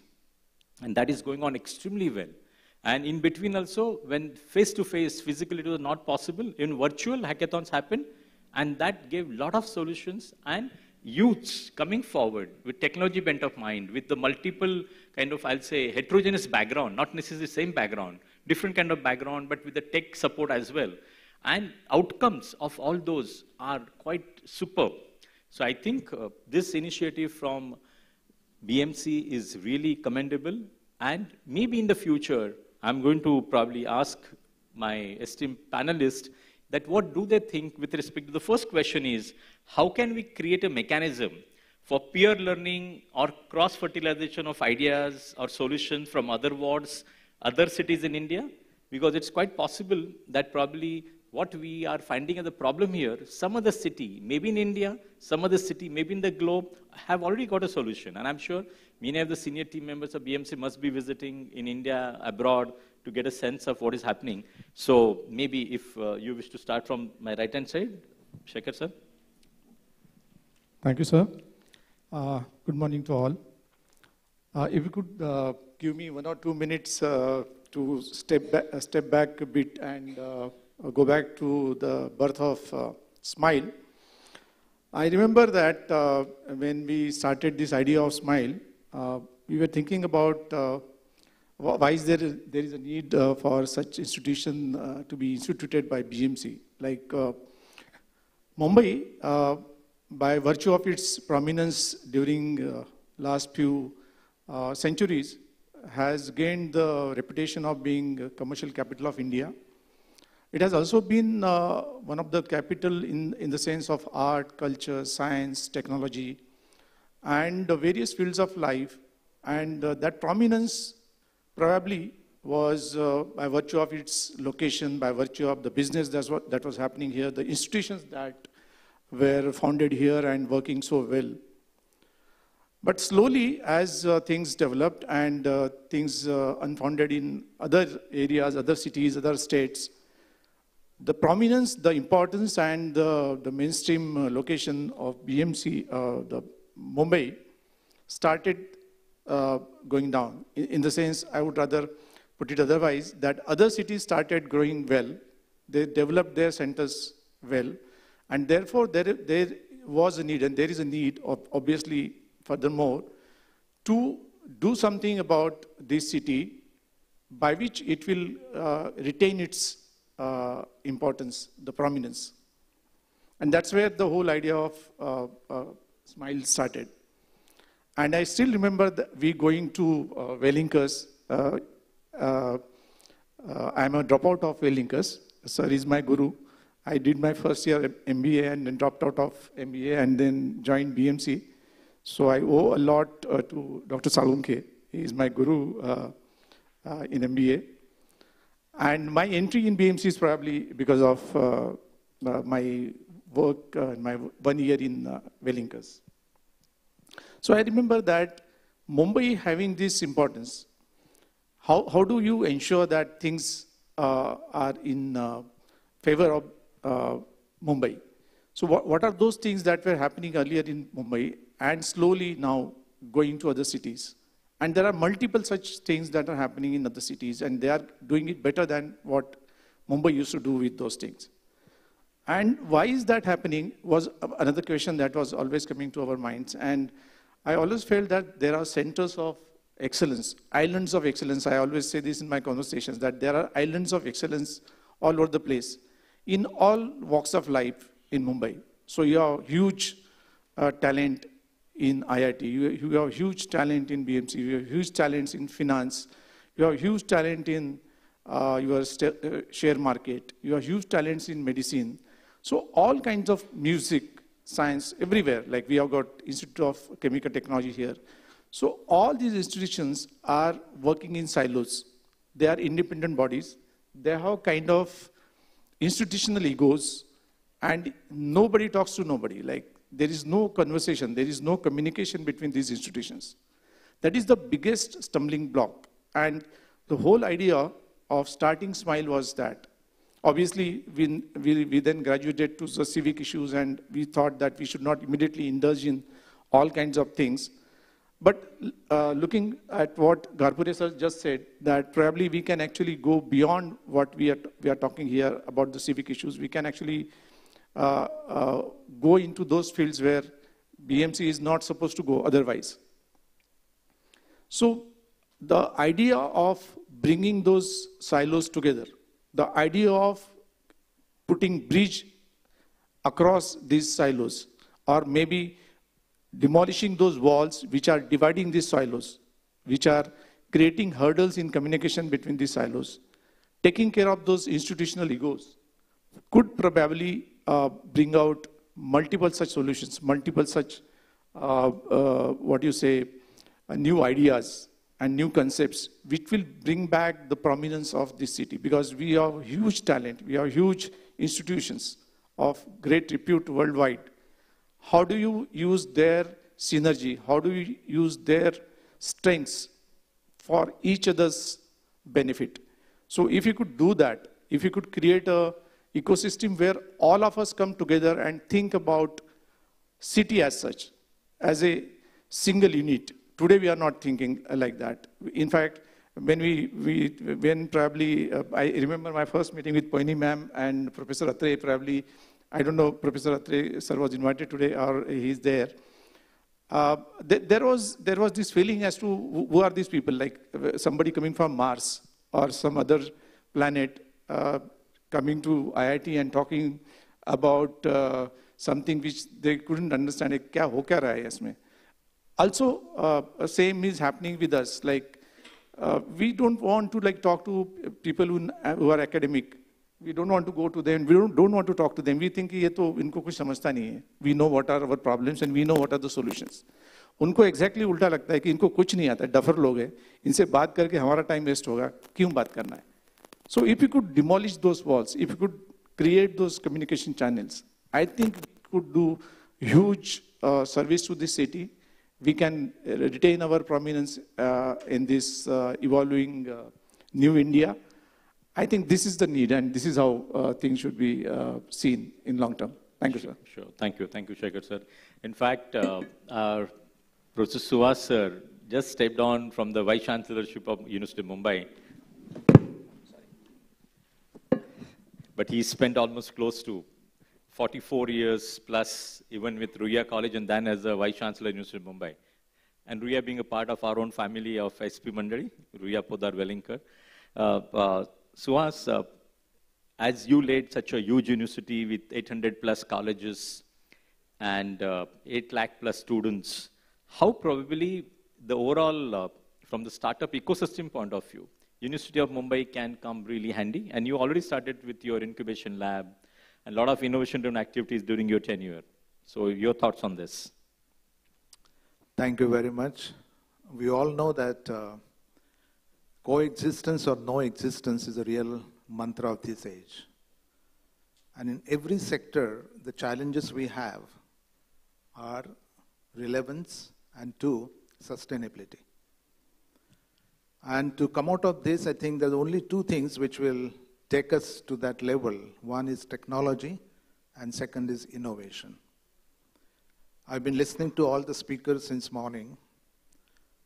What I realized that educational institutions, which are always the integral part of society, should play an important role.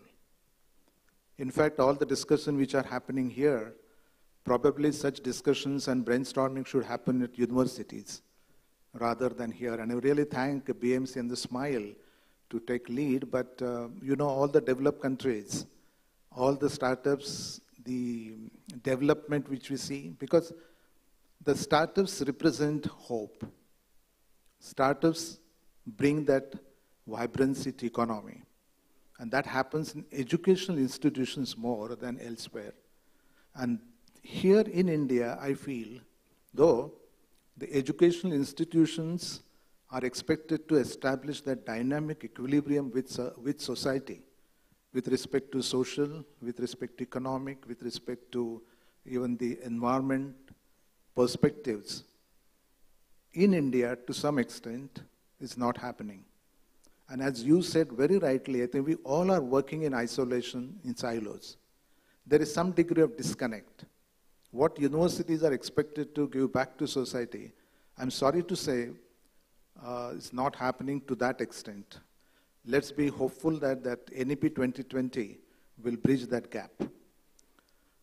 So, University of Mumbai, after I took over, we realized that we need to take students to society. We need to make them realize what the people around you need. Because ultimately the education is something, when you earn or when you achieve, I think you should be able to give back to society. It should not be merely, degree certificates.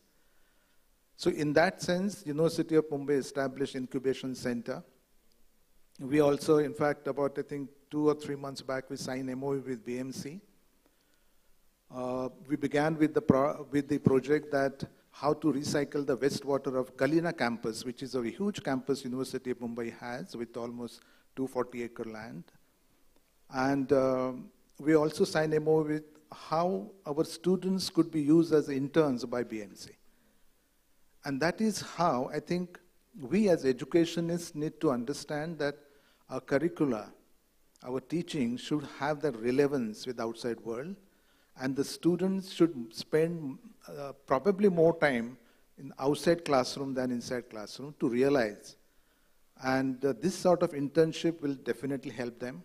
We are also part of the project where you know that there is the predicted threat to some cities close to ocean, including South Bombay, of submerging after maybe few decades, we don't know.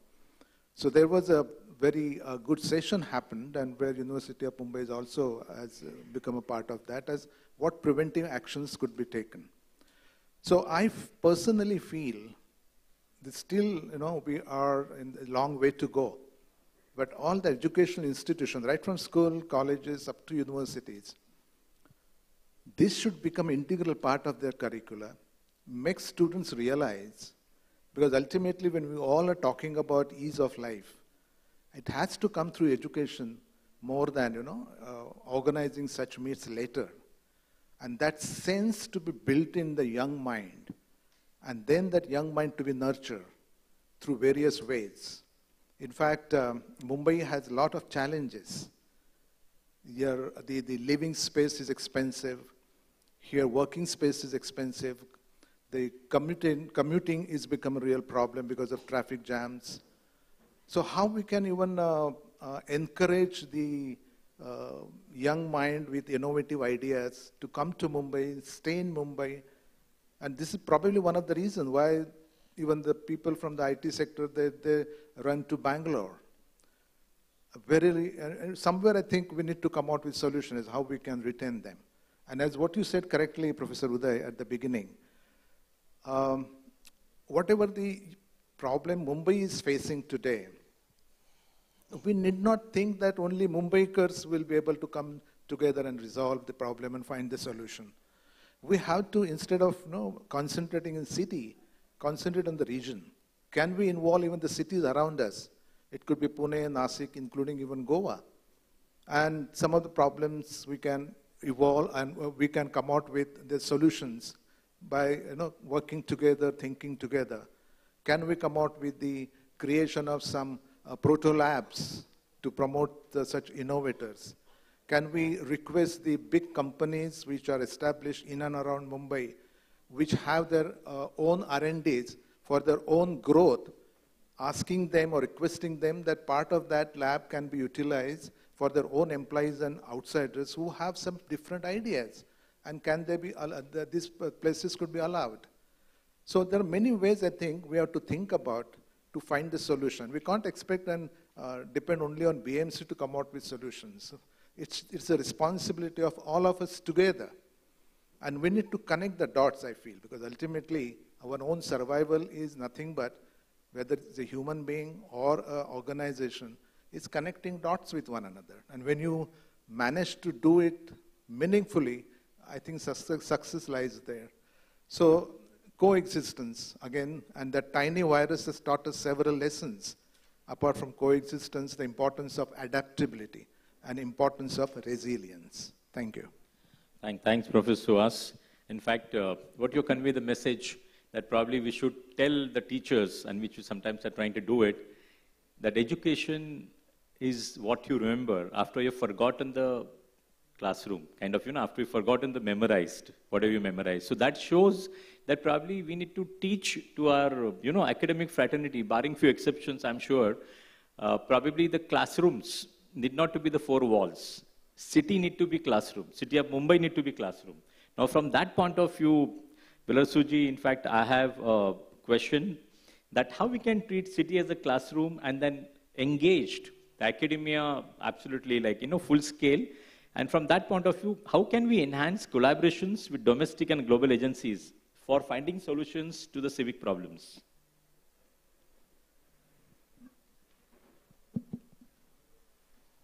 See,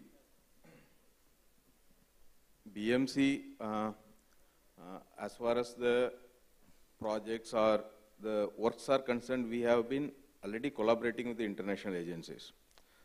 Because the stakes are very high, the high value projects, we always try to find the best solutions. In that process, we always end up finding the best agencies worldwide. But it is not the high value projects where the collaboration is lacking. For example, if you want to go for a tunnel, obviously our machines are imported somewhere from Austria or somewhere. So they are the cutting edge technology we have. Even for our sewerage removals and other things, we import the machines. For the sewerage treatment plants, all our membrane technology there, either from US or Europe. It is not that the high value projects, the collaboration is already there. Right. Because the high valley itself tries to find out the best available in the world. And the fact that BMC can afford to boot the bill, the technology comes to us, we are in collaboration. The problem is the common issues, the low value works. That is where the collaboration is lacking, right? So like when I was speaking, there are many issues, like even the waste treatment, which can be very high, economically very efficient system, still there can be improvisation, right? But the centralized places, we are already using the high tech, the incineration, other things we are using. But internationally, like Singapore, the local level waste management, that is done in a much better way. Are we able to replicate it? Like the toilets, this is one of my favorite subjects. You go to any good city, there is always a public facility available with great sanitation.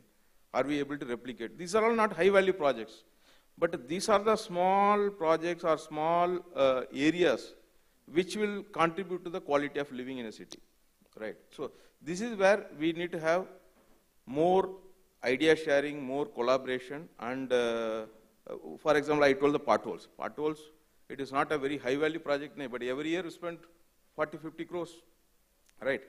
So still we found some Austrian technology where the binder is specifically imported, so which gave the best results. If you see the newspapers in 2016, we have found that technology, it was working, right? We have been using it.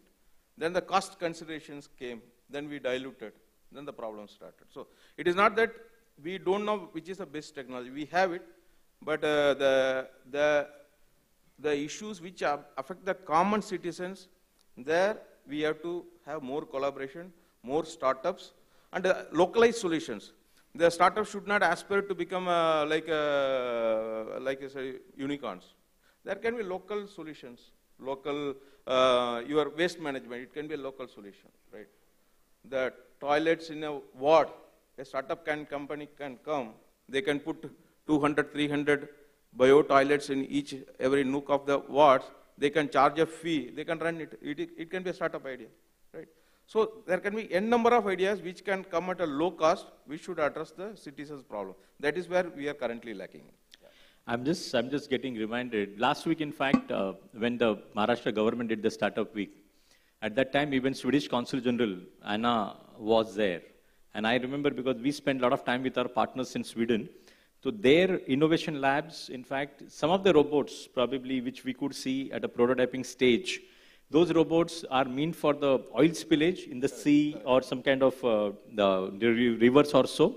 We were thinking in our sewage wherein humanly people are doing it today and which is very kind of, fatal, which is very dangerous. Now those kind of, some of the, I'll say at a prototyping stage, or if we could share some of our problem statements with few countries, like Sweden is number 2, number 3 in the world, or maybe Switzerland, or some of the other whichever countries are, with the consulates are normally in Mumbai. Right. My request, luckily I'm chairman for education committee for the EU Chamber of Commerce. So maybe somewhere if you feel, we can get at least 1 or 2 experimental, ma'am. If it is possible, we can involve 1 or 2 consulates and we can request. Yeah, already working?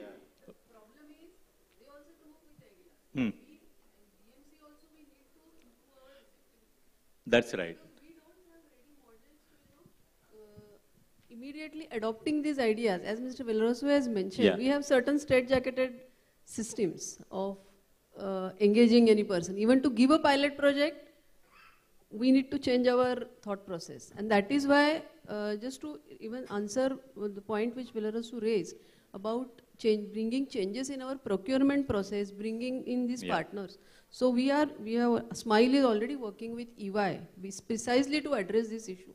So we need to create these models. There are many people. I myself have interacted with a couple of consulates. They came up with their companies. So we showed that these are the areas where we would like to have their expertise. True. The only thing is now when they come up, they present their cases, we also have to have that adaptability, to absorb those, create some models. So maybe that is where we need help. maybe some mechanism at our Yes, end yes, to really yes. respond to it and take it forward. Yes. Because So see, there also we will need help from you to no, help we need to us create some creating this structure which will deal with So such kind of areas. if we create these templates, so departments, because every time while handling their routine job, it becomes difficult for them to address. If we create the templates that this is how you can award a pilot project, Absolutely. this is how you can incorporate, even somebody comes to us in CSR, we don't know how to take it. Our file goes, in so many places, and finally, the people also get exhausted. So that is where I think we need to create those templates. Absolutely right. For example, there is a ocean cleanup technology who have done lots of work internationally for cleaning up the ocean waste. They come to us, they give 2 presentations. But we honestly don't know how to procure their services because they are not used to our way of procurement. They say, you give the money, I will do it. But our problem is we can't give you money directly. I have to go through the tendering process. I'm sure. Yeah. So, and the Sweden, the Gambia, there are many of the companies, they come, we are the world leaders, fine. But they don't want to come through our tendering system. Process, that's right. So you give the need turnkey to job. Change that. We need to leave us room for failures also. Absolutely. And so these are the things I think. Absolutely. And especially when we are giving so much of impetus on startups, innovations, skilling, then I think we need to create that kind of. Ma'am, in fact, I'm worried that if all BMC top officials are sitting in this hall, city must have come to halt. Seriously, man, it's very difficult. Fortunately, the city runs in spite of them. No, that's on a lighter note is fine, but I know kind of contribution if everybody is making here. Going back to what you said, ma'am, just now about failure. In fact, I wish to ask Professor Santosh, as SIGN is such a wonderful example to emulate in India and even for the global. Normally, it is being said in startup ecosystem, 9 out of 10 are failures. So when you start, normally by statistics rule, probably you'll find that, I'm heading for the failure only. Somewhere deep down, I'm sure, as Professor Suhas did use words like resilience, ability to fight back in adversities, or those kind of areas. So probably, even Dr. Mashelkar do speak about celebrate failures, encourage failures. In fact, you should give promotion to somebody who failed, because he at least tried. If you are not taken a kind of lead or you've not done any kind of decision making, you'll never fail. So somewhere, as an experience of SIGN, how you deal with the failure as a kind of, instead of stigma, maybe as a good part of living life and taking it forward, so that maybe for SMILE and maybe for future initiatives also we should have a policy, even though if you fail, but still probably we should be in the position to really talk about, because learning from that 99% failures is infinite. That's what even IDEO, which is #1 innovation firm in the world, speaks about. 1%, yes, does teach you, that one achiever, but 99% also teaches you so much. So how probably we should go about it from SMILE point of view and maybe from our audience point of view? It's a very relevant question, because when I was talking about self-sustaining of the incubator, I think this is one factor one will have to keep in mind. So when we talk of SIGN, for example, we don't have failures? Of course we do have failures, and whenever we make presentations, we do highlight this aspect of it. In fact, I remember in 2019 when I took over SIGN, I distinctly remember the numbers that were there at that point in time. And that was the precise question which I used to ask my team, particularly Poini. See, it may, you'd be surprised numbers at that point, right? We were 130 odd startups, probably 30 odd failures at best, right? And I was having this same notion that there will be significant number of failures. And I said, this number looks amazing. I mean, 30 in 130, I'll take it any day, right? So I said, are we not taking enough risk? Or are we doing something right?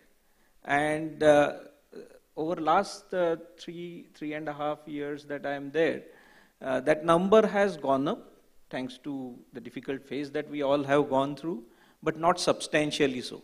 Because when we started, we were not just worried about, I mean, when the first lockdown started, we were not just worried about the startups, we were worried about ourselves, right? All the hard work of n number of years, does it come to naught because of the kind of situation? Because it was uncertain time. And startups, that is the daily scenario, right? I don't know tomorrow what is it going to be. So handling that is something which is a major task for the startup, and I think incubators come in at that stage. And Smile should probably be looking at that particular aspect. Being in IIT, probably we are in a slightly better situation because we have an ecosystem around us wherein you have access to everything. In Smile, probably one of the things that one would have to worry about is that the failure may come despite the success of the solution based on the problems that I have been hearing, for example.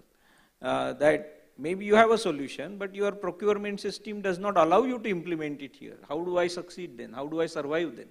So one will have to come up with the ideas which will mitigate these kind of challenges. Otherwise, despite success, you will have failures.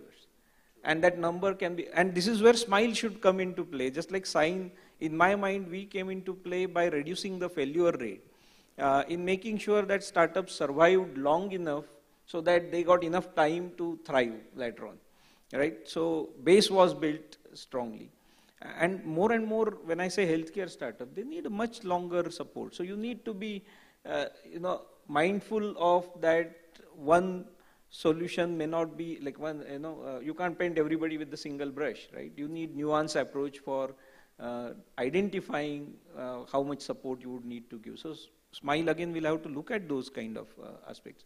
And one point in related to that I was talking about is maybe this idea that I'm talking about, that failure despite success, when you are talking about the problem that you highlighted about procurement across the globe, right? I mean, I appreciate that particular aspect that when a problem is there, you want solution here and now.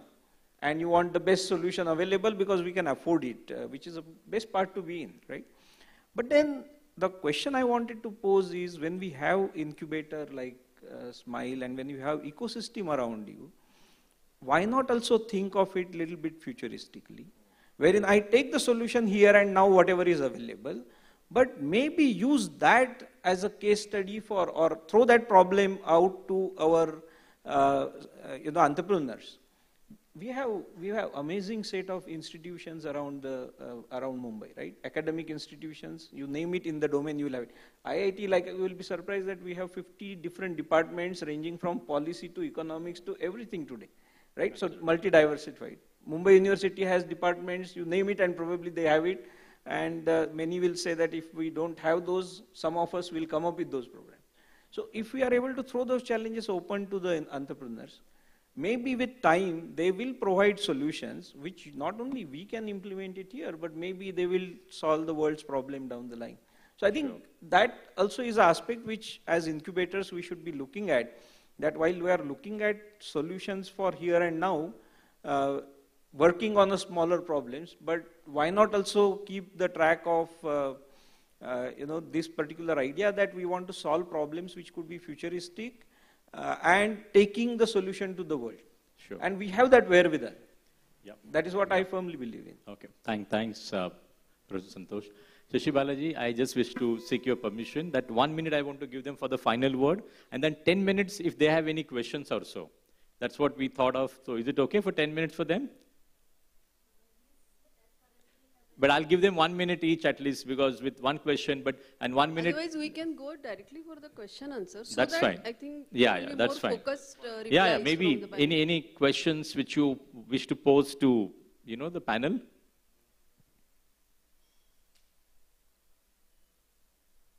In our education kind of industry, we speak about, to students at least, if you ask question, you get more weightage for marks. Like that, I don't know if your HR is going to make note of it, that who's participated, so probably you can be encouraged at least for that. Please ask questions, that is the best part of it. Hello. Yeah, please. Yeah, I'm Anant Padmanabhan from L&T, Coastal Road. My question is relative to Mumbai city. If we can separate the grey and black waters with the dual plumbing system, because the quantum of sewage is hardly 1 or 2% as compared to grey water, which is around 98%. So I think that will reduce the amount of organic matter that needs to be treated. So if we can have a dual plumbing system, I think perhaps this can answer the problem that the sewage creates in Mumbai city. Thank you. Yeah, that's a really valid point. In fact, BMC has already been thinking on lines. Our policy is to have the dual plumbing in the longer terms. So, in fact, we already had a round of discussions with our town planning department, and this discussion is happening how to implement it. The problem is the city like Mumbai, even now, the unsewered area is still large. It is close to most of the slums, they are not sewered, right? And many areas, the upcoming areas, redevelopment areas, they are not yet sewered. So unsewered area is still a large number. So there the mix-up is bound to happen. But the area which is already developed where there is a clearly differentiated sewerage lines, if we, what you are saying is pretty valid. If we can separate the grey water from the black water, obviously the organic matter mix-up will be very less, and the further treatment process can be done more efficiently. And BMC is seized of this matter. We are already looking at it. Thank you. Sure. Yes, Poini ma'am.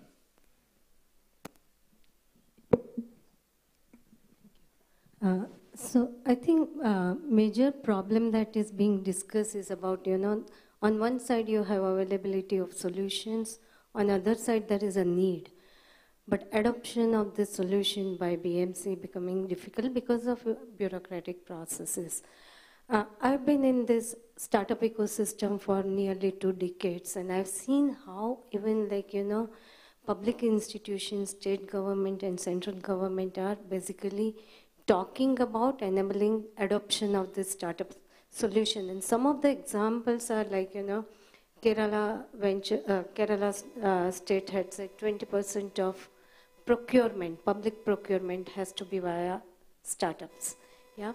At a very, very micro level within IIT system, as an incubator, we work with an institution so that, they have licensing policy. So they give out licensing to the larger industry, and they are giving out licensing to the startup, and startup don't have resources to pay for.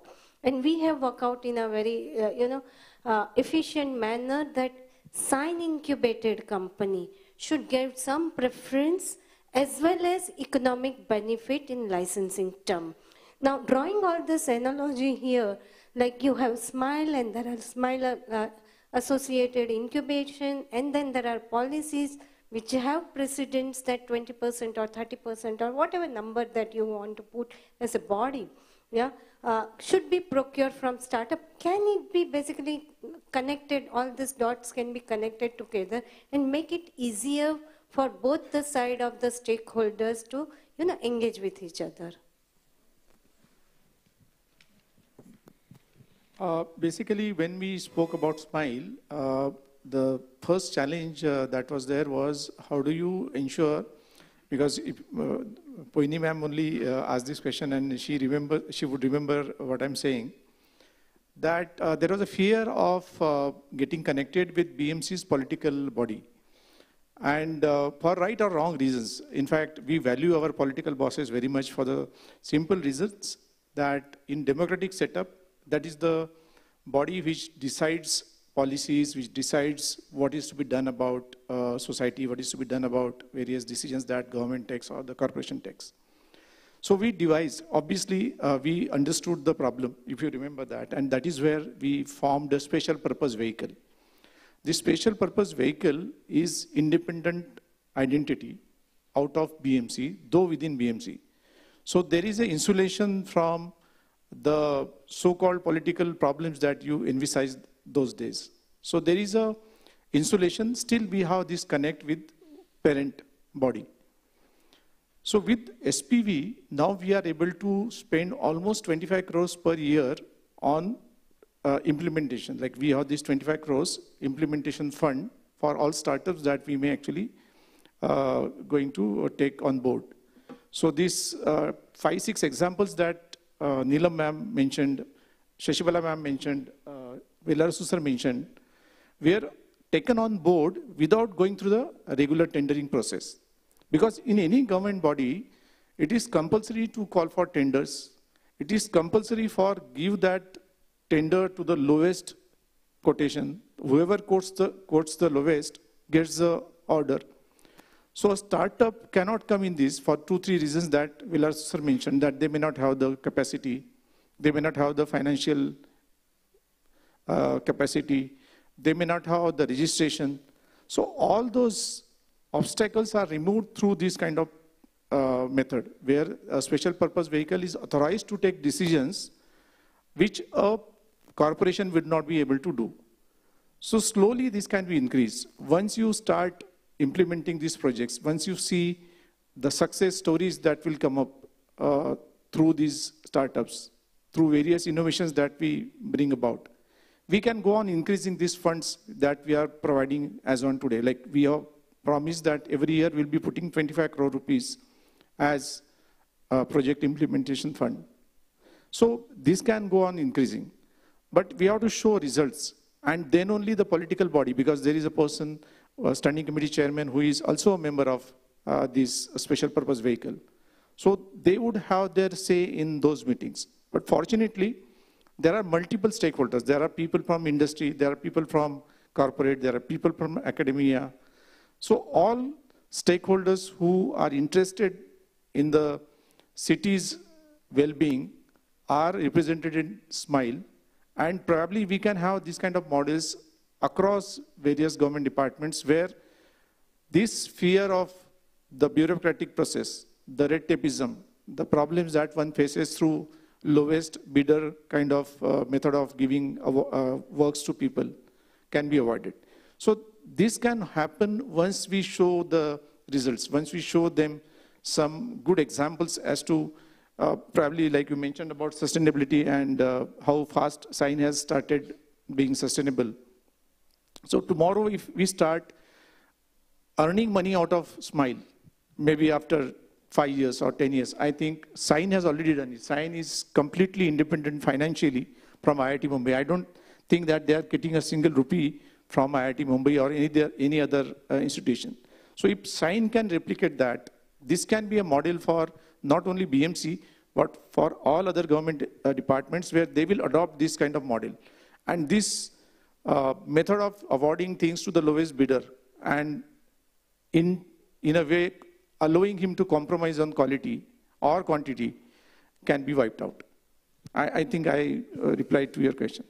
Thank you. Thank you, sir. I think maybe, ma'am, last question? Last question. Just last question, because already we crossed our time limit. This is not a forum to probably criticize the startups, but the startups, with which so many startups we have come across over a period of last 2 to 3 months, what we have found out is it is only the innovation probably, and there is no so-called as commercial and financial viability in that particular startup. Maybe that when a startup group is starting something which is related to medicine, which is related to investigations, which is related to treatment of the patients, there has to be a mature doctor who will guide them. Probably all engineers cannot come up and they will say that we will have these investigations and then we will have to repeat the investigations. So the startup companies, as long as the cost is borne by government and support from government, which is also not actually good, that startup company or whatever innovative idea they have, it should be commercially viable, and the government bodies will be always criticized for transparency. So therefore, whenever they come in the tender process or procurement process, we may not be able to buy what we wish to buy at the cost which is quoted by the person. So they should be in a position to come in proper tender process. There is no question that a proprietary thing means muh bole dam. That is what people always say. So therefore we need to be transparent. The startup companies also must know the process of sale before they plan for any innovative idea. We have come across at least 10 startups in last month, and we have found that they are not financially viable. Thank you. Point well noted. My thanks to the panel. And Can I thank you. have one last question? I'll not take more than a minute. Yeah. So, if you allow me. Okay, okay. Please go ahead. Thank you, panel. I was listening to everyone, BMC officials, since morning. It was really great. So we are Kavach Bio. We are a healthcare diagnostic startup from Sign. And it's really thankful to Sign for getting introduced to BMC. BMC seems to be a very tough customer to me after listening to everyone. So just wanted to know more how, since we are into diagnostic healthcare and we have a very simple platform that combines a mobile application and a test card to give results for n number of disease conditions. So here I have been would like to listen more about such innovations going into going into government hospitals, especially because our solution is meant for people at the bottom of the economy pyramid. So what BMC, how they can help us get to what we want to achieve, and also if how much BMC is interested in such kind of innovations. So, do you wish to respond right now, or you want to take it offline later on? Because I don't know, because of positive time. Yeah, or I don't know. Bide madam, is it okay during tea break or so it can be answered? Ma'am, I'm sorry, because of positive time we already crossed. Yeah. So during tea break you can discuss with senior officials of BMC. Thank you for listening. Yeah, thank you very much. Thanks to the team and to the Smile team as well. Thank you.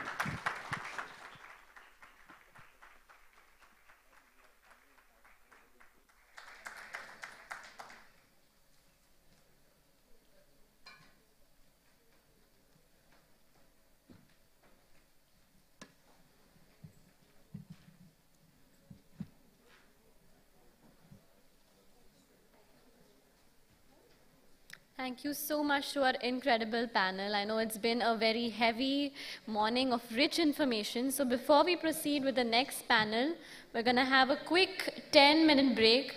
Tea break. You can also visit the startups exhibited in the back in the hall behind us. So let's meet back here in 10 minutes, everybody.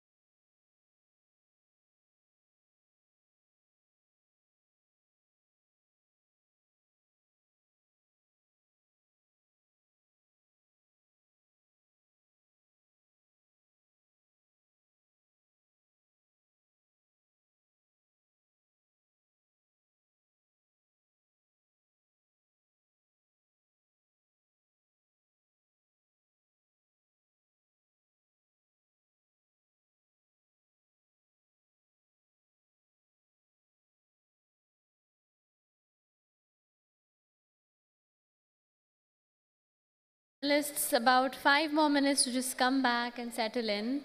So everybody else, come back and take your seats so we can begin as soon as possible.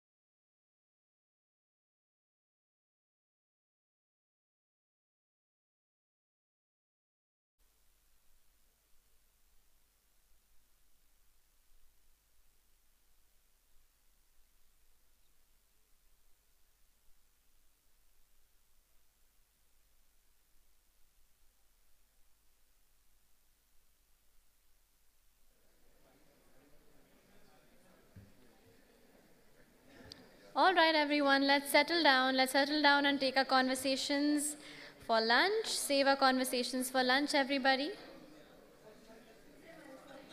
Give yourselves about a minute to find a seat in the room, everybody. We'll save our conversations for lunch so we can start our second panel for the day.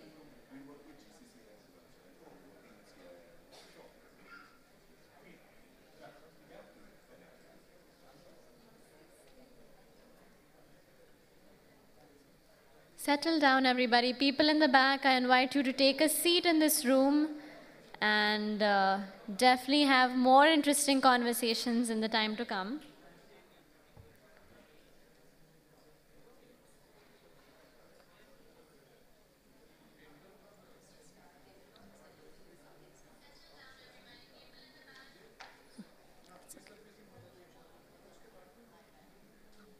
All right, our next panel discusses the way forward for civic technology, Business Incubation Center, and we have some very interesting people on the panel, and the session is going to be monitored by Ms. Poini Bhatt, a CEO of Sign, and this is going to be a very interesting conversation in understanding the future and the way forward of this initiative.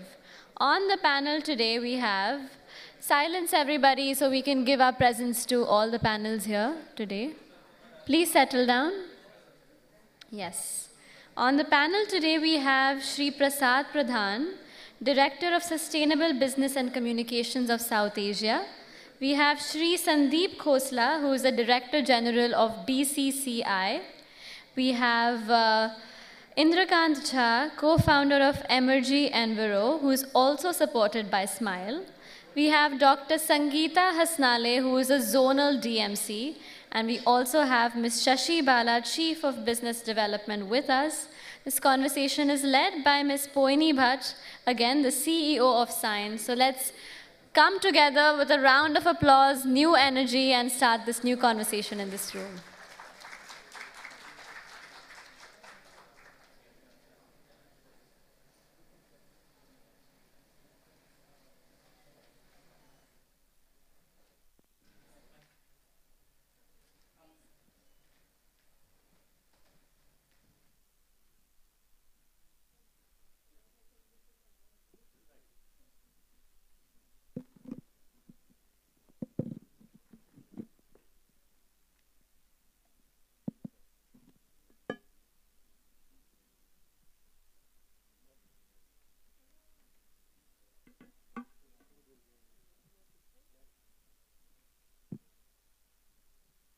So, good afternoon, all of you. In fact, we are eating in your time instead of you eating your lunch.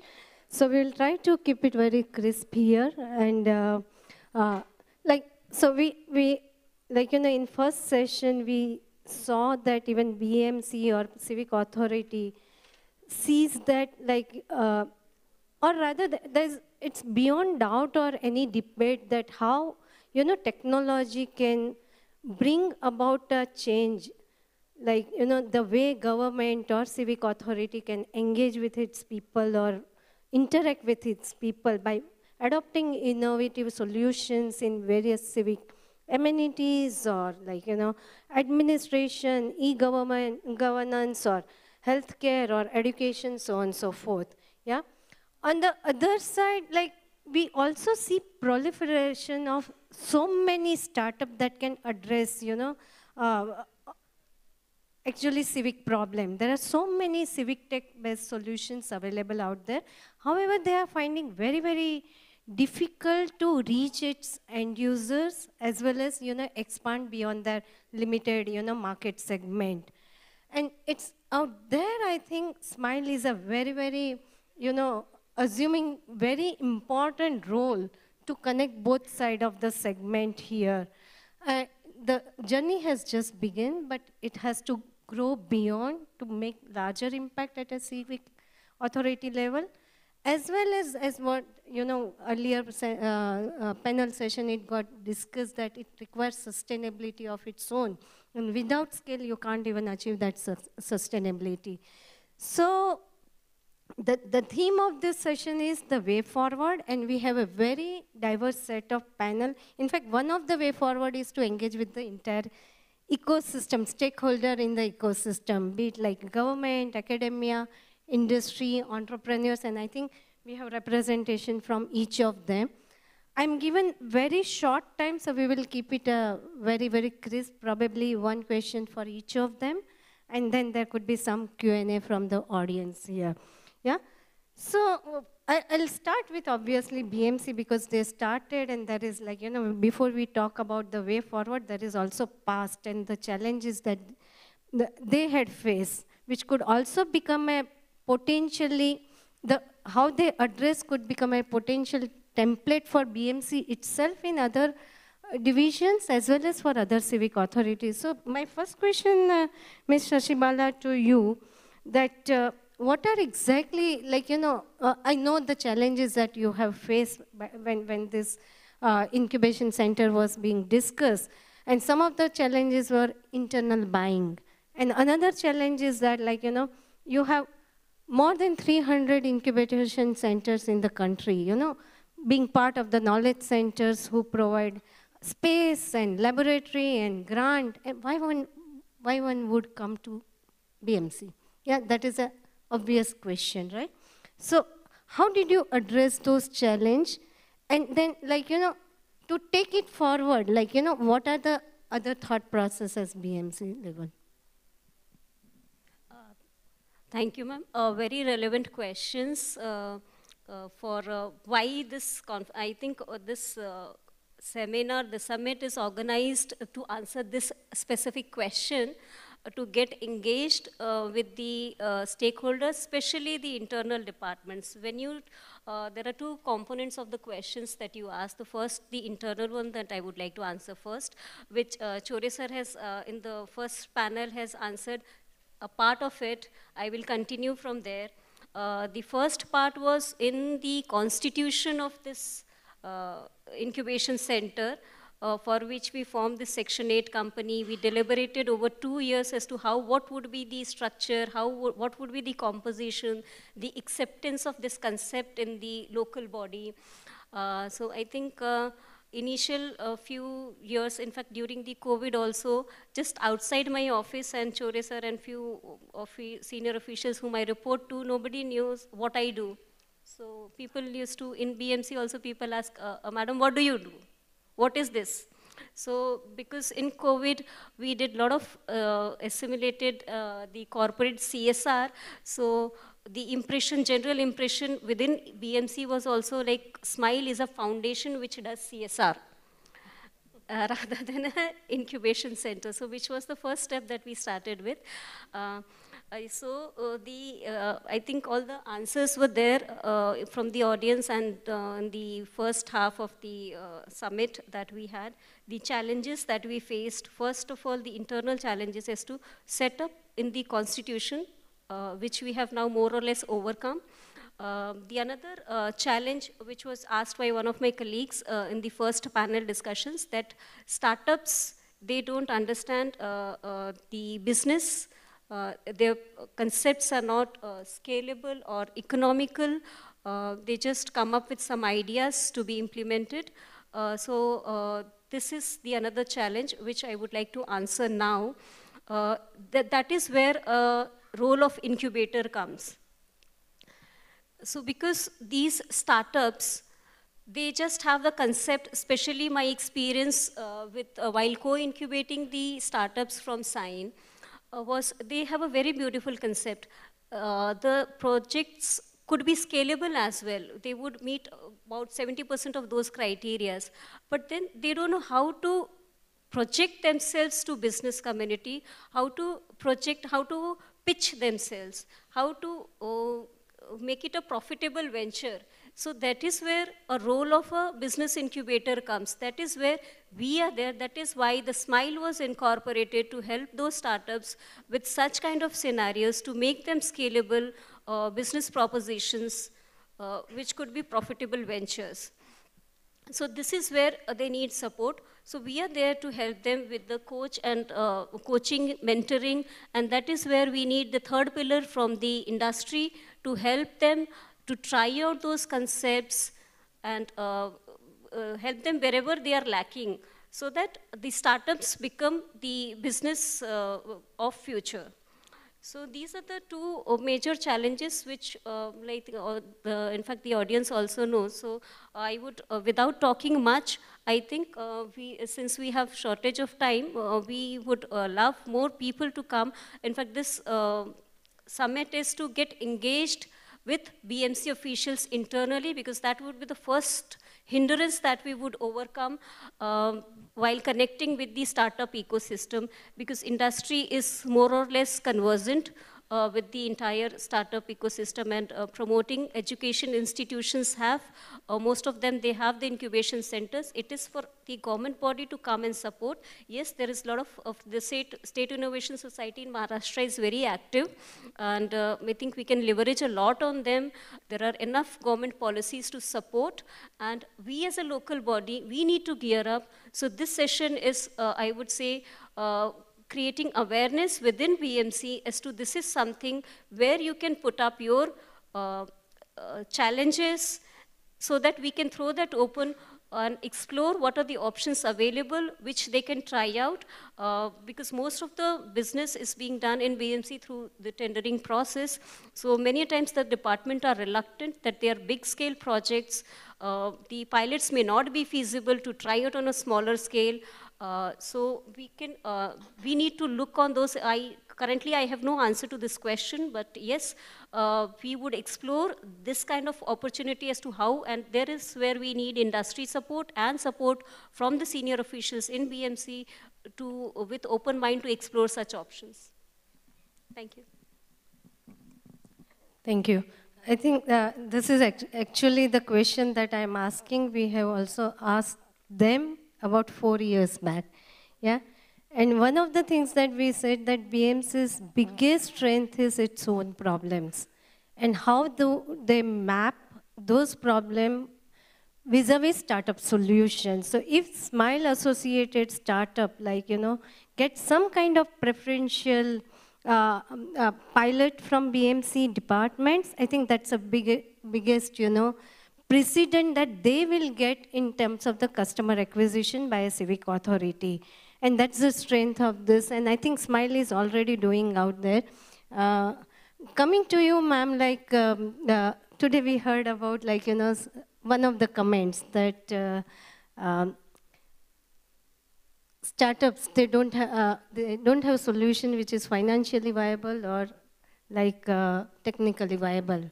And our experience of dealing with 200 plus startup, I don't think it is completely a true statement. Yeah, startups have they are at a very early stage, so they do have their own constraints in terms of resources and all those things. But viability is something missing, I wouldn't agree, in totality out there. But given these noises, I would like to hear from you as DMC, how do you see BMC officials engaging with startup in way forward, along with Smile? Thank you, madam, and good evening. Good afternoon. You just said how you see the BMC officers in this startup. And Shashi Bala is my very good friend. So from beginning, we are working together. See, I can see only Chore sir, and then I can see our chief engineers or few engineers, and only 2 assistant commissioners here. So I told Shashi Bala that this message would have come through sir's office, then everyone would have compulsory come here and attended this program. So no one is feeling, ownership for this Smile, except they feel, "Arey, Shashi Bala ka kuch to kaam hai, karne do unko." So that is the feeling which should come out from the mind of our highest posts, all the officers like administrator. And their involvement should be more in this Smile.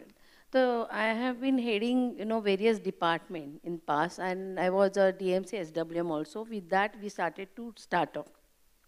So that will be completed in month of December. So thing is there, the initiative was taken by SWM department. And then it was taken, it is as though it is a part which we have to fulfill certain demands which government wants us to do See, we are having various NGT cases, or we are having SBM1 or SBM2, where there are certain mandatory procedures or mandatory things which we have to do and follow. But still, we see the ranking. This year, sir, our ranking has been increased from 38 to 31. But it is not come. Some officer asked me, कि madam, ये rank तो अपना पहले 10 में आता ही नहीं है, why? So there is the role of startup, there is the role of SMILE, but who will, initiate the solution, questions like what is our problem?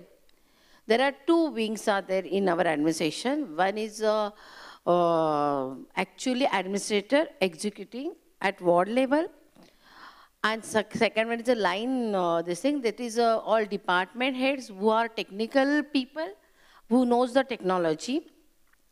And there, the problem, who are facing the problem, the executing team is facing the problem. So it should go to the technical team, and they both together should find, what is our problem, and they should ask the SMILE what will be the solution for us, and then they can start the procedures like.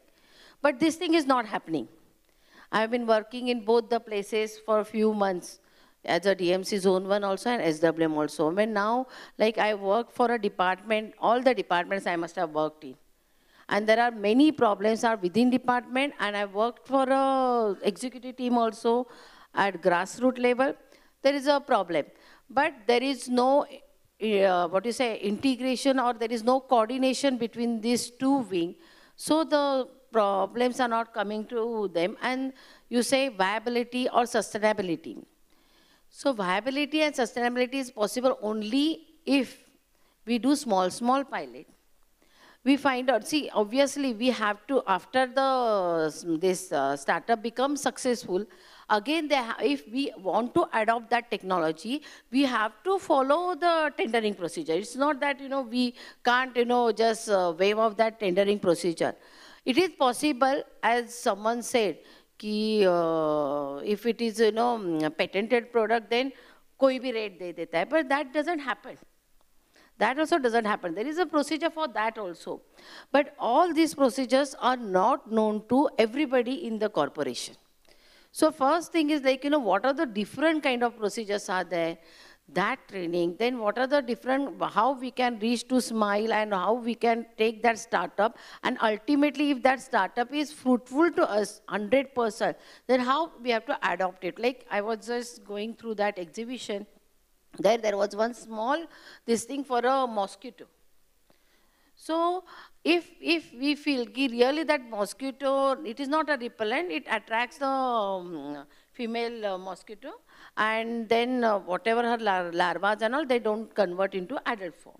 So if that happens, then it will take another, initial phase, some 10%, 20% like that, it will multiply, and that effect will be seen ultimately for entire Mumbai, may take 1 year to 2 years or 3 years.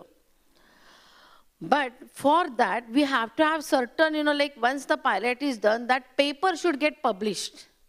That never happens in corporation. Publishing the paper never happens in corporation. How many pilots we have done and how many papers are there? We are not having any central library where, our papers, whatever pilot we do, we submit our papers. Whatever, cases we win in our High Court or Supreme Court, that is also not, consolidated and kept in one place.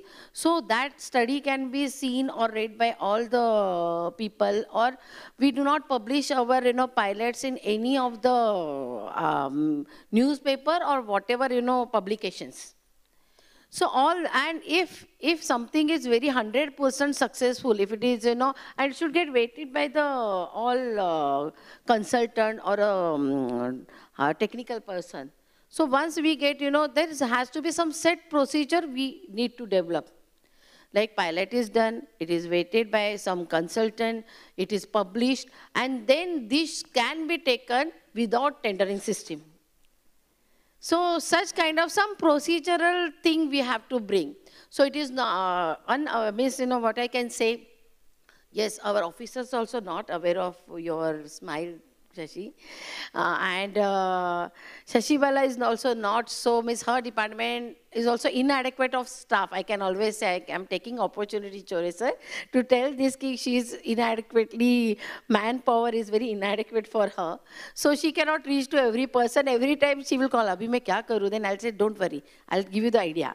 Like, you meet sir, tell him, like that, So she also need, and we should have such kind of, program for internally for our officer, and there should be, integrated or a collaborative approach between the line department and the administrative department. And then she is there only to take us to the all entrepreneurs. So that should be the ideal condition. And that may take time, but it may start now, I think so. Thank you. So what I hear you saying is there are very complex system, but some, way out can be created essentially for startup, maybe some pilot information can be documented, disseminated, and different procurement process can be created. I request Ms. Shashibala, even if she is, very, not very well, supported by manpower, maybe you can push this thing through also for startups. This is something very interesting, which I'll start implementing immediately, as we have already done 7 pilots.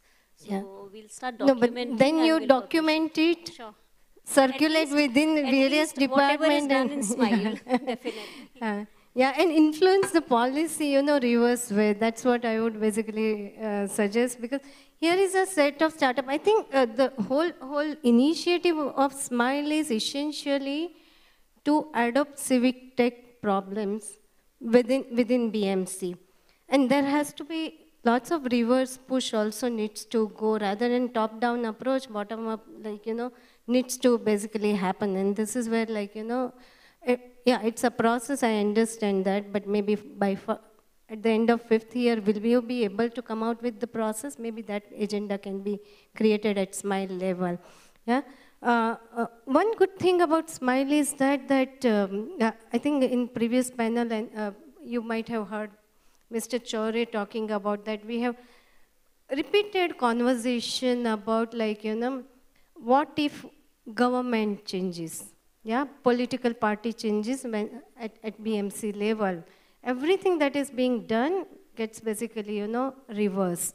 And how do you insulate the thing? And one of the things that we also discussed, so you spoke about SPV. But within SPV, if you have heavy representation from the system, then again, it's not a solution.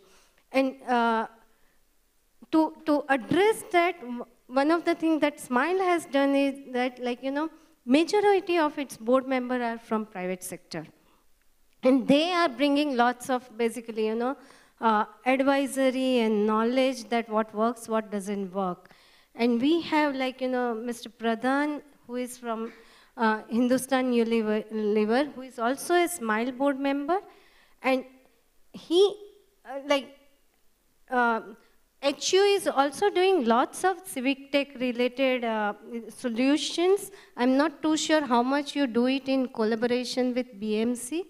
But my question to you would be that how do you, as a large private sector, how do you engage with an entity like Smile and also promote startup ecosystem that is supported by Smile?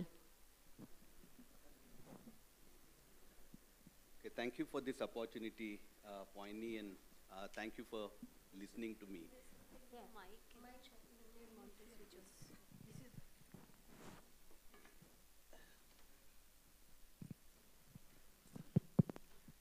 Yeah, thank you for this opportunity. I'll just take a minute to talk about some of the initiatives that Hindustan Unilever has started in Mumbai, to address civic challenges, really. As we all know, Mumbai is the commercial capital of our country, and people from all over the country come here in search of livelihoods. So therefore, obviously, there is going to be pressure on infrastructure here, and this pressure is only going to increase. On top of that, we have challenges to deal with, which are really daunting challenges, and challenges like climate change, someone mentioned about it earlier. and even challenges like inequality. Corporates cannot work in isolation. We cannot operate in failing societies. So we want actually the city to thrive, ecosystem to thrive, and then companies and corporates can actually do well, do good business. So that's the first premise. So it's not only corporations' problems. These are problems of all stakeholders, including corporates. And therefore, actually, we said, looking at Bombay, about 50% of Mumbai's population lives in slums. And most of them actually rely on community toilets. So clearly, hygiene and sanitation was clear priority area for us. And we have brands like Lifebuoy, brands like Domex, which deal in hygiene and sanitation space. And we said we need to contribute in this area for city of Mumbai, and it has to be, we've heard about commercially viable solution. So again, that was one of the criteria that we put it there. And we launched the first Suvidha Center. This was about 4 years back, and this Suvidha Center has hand washing facility, toilet facility, shower facility, safe drinking water, and laundromat, so laundry facility. 90% of the water is recycled because water availability is going to be water availability is going to be half of what it is today in say 10 years time. Keeping that in mind, water is recycled. The Suvidha Center is actually uses renewable energy. Currently, after the first center, it took us almost 2 years to set up the first center. After the first center, the next 6 centers have come up, and another 5 will come up in the next 4 months. Just to give you an idea of the change or the improvement that it makes in the lives of people who live in slums, it gives them life of dignity really. Almost 300,000 people use Suvidha centers, these 7 Suvidha centers annually, and 30 million liters of water is saved. We talked about actually documenting it. Yes, there will be impact analysis. We will document it. And delighted to share with you that BMC has been very, very supportive. All these are been set up in partnership with BMC. There are other private sector, private companies also, like HSBC. They want us to set up 15 more centers in the next 1 year or 2 years. Now, it's really difficult to find that kind of capacity within Hindustan Unilever because we're not a construction company, but we'll do our best. The second big issue, and someone mentioned about it, is actually the waste, and madam is sitting here. Plastic waste management. So we are running 4 pilots in Mumbai, and where actually what we want to do is actually drive end-to-end recyclability of plastic and really create commercial value from it. And once it becomes actually commercially viable, then actually just like today you don't find any newspapers on the road, similarly you won't find any plastic on the road. But there is a time that it takes, and there are different stakeholders who need to play a role, which is like even consumer awareness will play a big role. And we are working in that direction. Progress is good. It is slow, but we are determined that we'll find solution. Just like hygiene and sanitation, we found a solution for a city like Mumbai, particularly for people in slums. We'll find a solution for waste management also, particularly plastic. So that was, on the initiatives of Hindustan Unilever, particularly in civic initiatives in Mumbai. As I said earlier, companies and private sector can do a lot really and contribute a lot to the startup ecosystem. First and foremost, actually, we need to have transparency. So whatever are the challenges that the BMC is facing, various departments are facing, please share them transparent. The second is really, we have stake in the city. So we will do our best to find those solutions. One, we will provide Sandeep is sitting here from Bombay Chamber, and Bombay Chamber always, already runs a training program for startups. So clearly, we can provide training and mentoring to the startup ecosystem, whatever help is, required. I'm sure member corporates also will be very keen to do that. And then actually, once we find the right kind of solution, we must scale them up quickly. You won't find solutions for all the problems, but once you find the right solution, you must scale them up quickly. And again, keeping that criteria in mind, as far as possible, it should be commercially viable. So, so those are some of the, I'm not an expert in this field, to be honest, but these are some of the experiences or learnings of last 5-6 years of working in this space, really. Thank you, Purni. I don't know if I've answered your question. Partially, yes. Partially still there. But I don't have time to quiz more and more. But before I actually, come to Mr. Khosla, maybe I would like to take a perspective of an entrepreneur here. And Indrakant is, you are into, basically, you are an entrepreneur into a very difficult space like sanitation and clean tech. Much of your clientele is a government or civic authorities there, right? And you are actually supported by SMILE. So in that case, you have some kind of advantage versus your fellow entrepreneurs out there. What has been your experience here? And do you really see this kind of initiative impacting the city, in the space of sanitation and hygiene, yeah? And at scale, what exactly your expectation from entity like SMILE would be? Thanks, ma'am. Sorry. Indra, keep it crisp. Yeah, I've asked you 3 questions, but... yeah, sure. So before I will answer to your point, I would like to share a few things with the audience and everyone. In recent past, I have attended a meeting where the parliamentary committee was there in IIT. And one of the questions from the committee was, why there is no that scale of R&D and the innovation in India?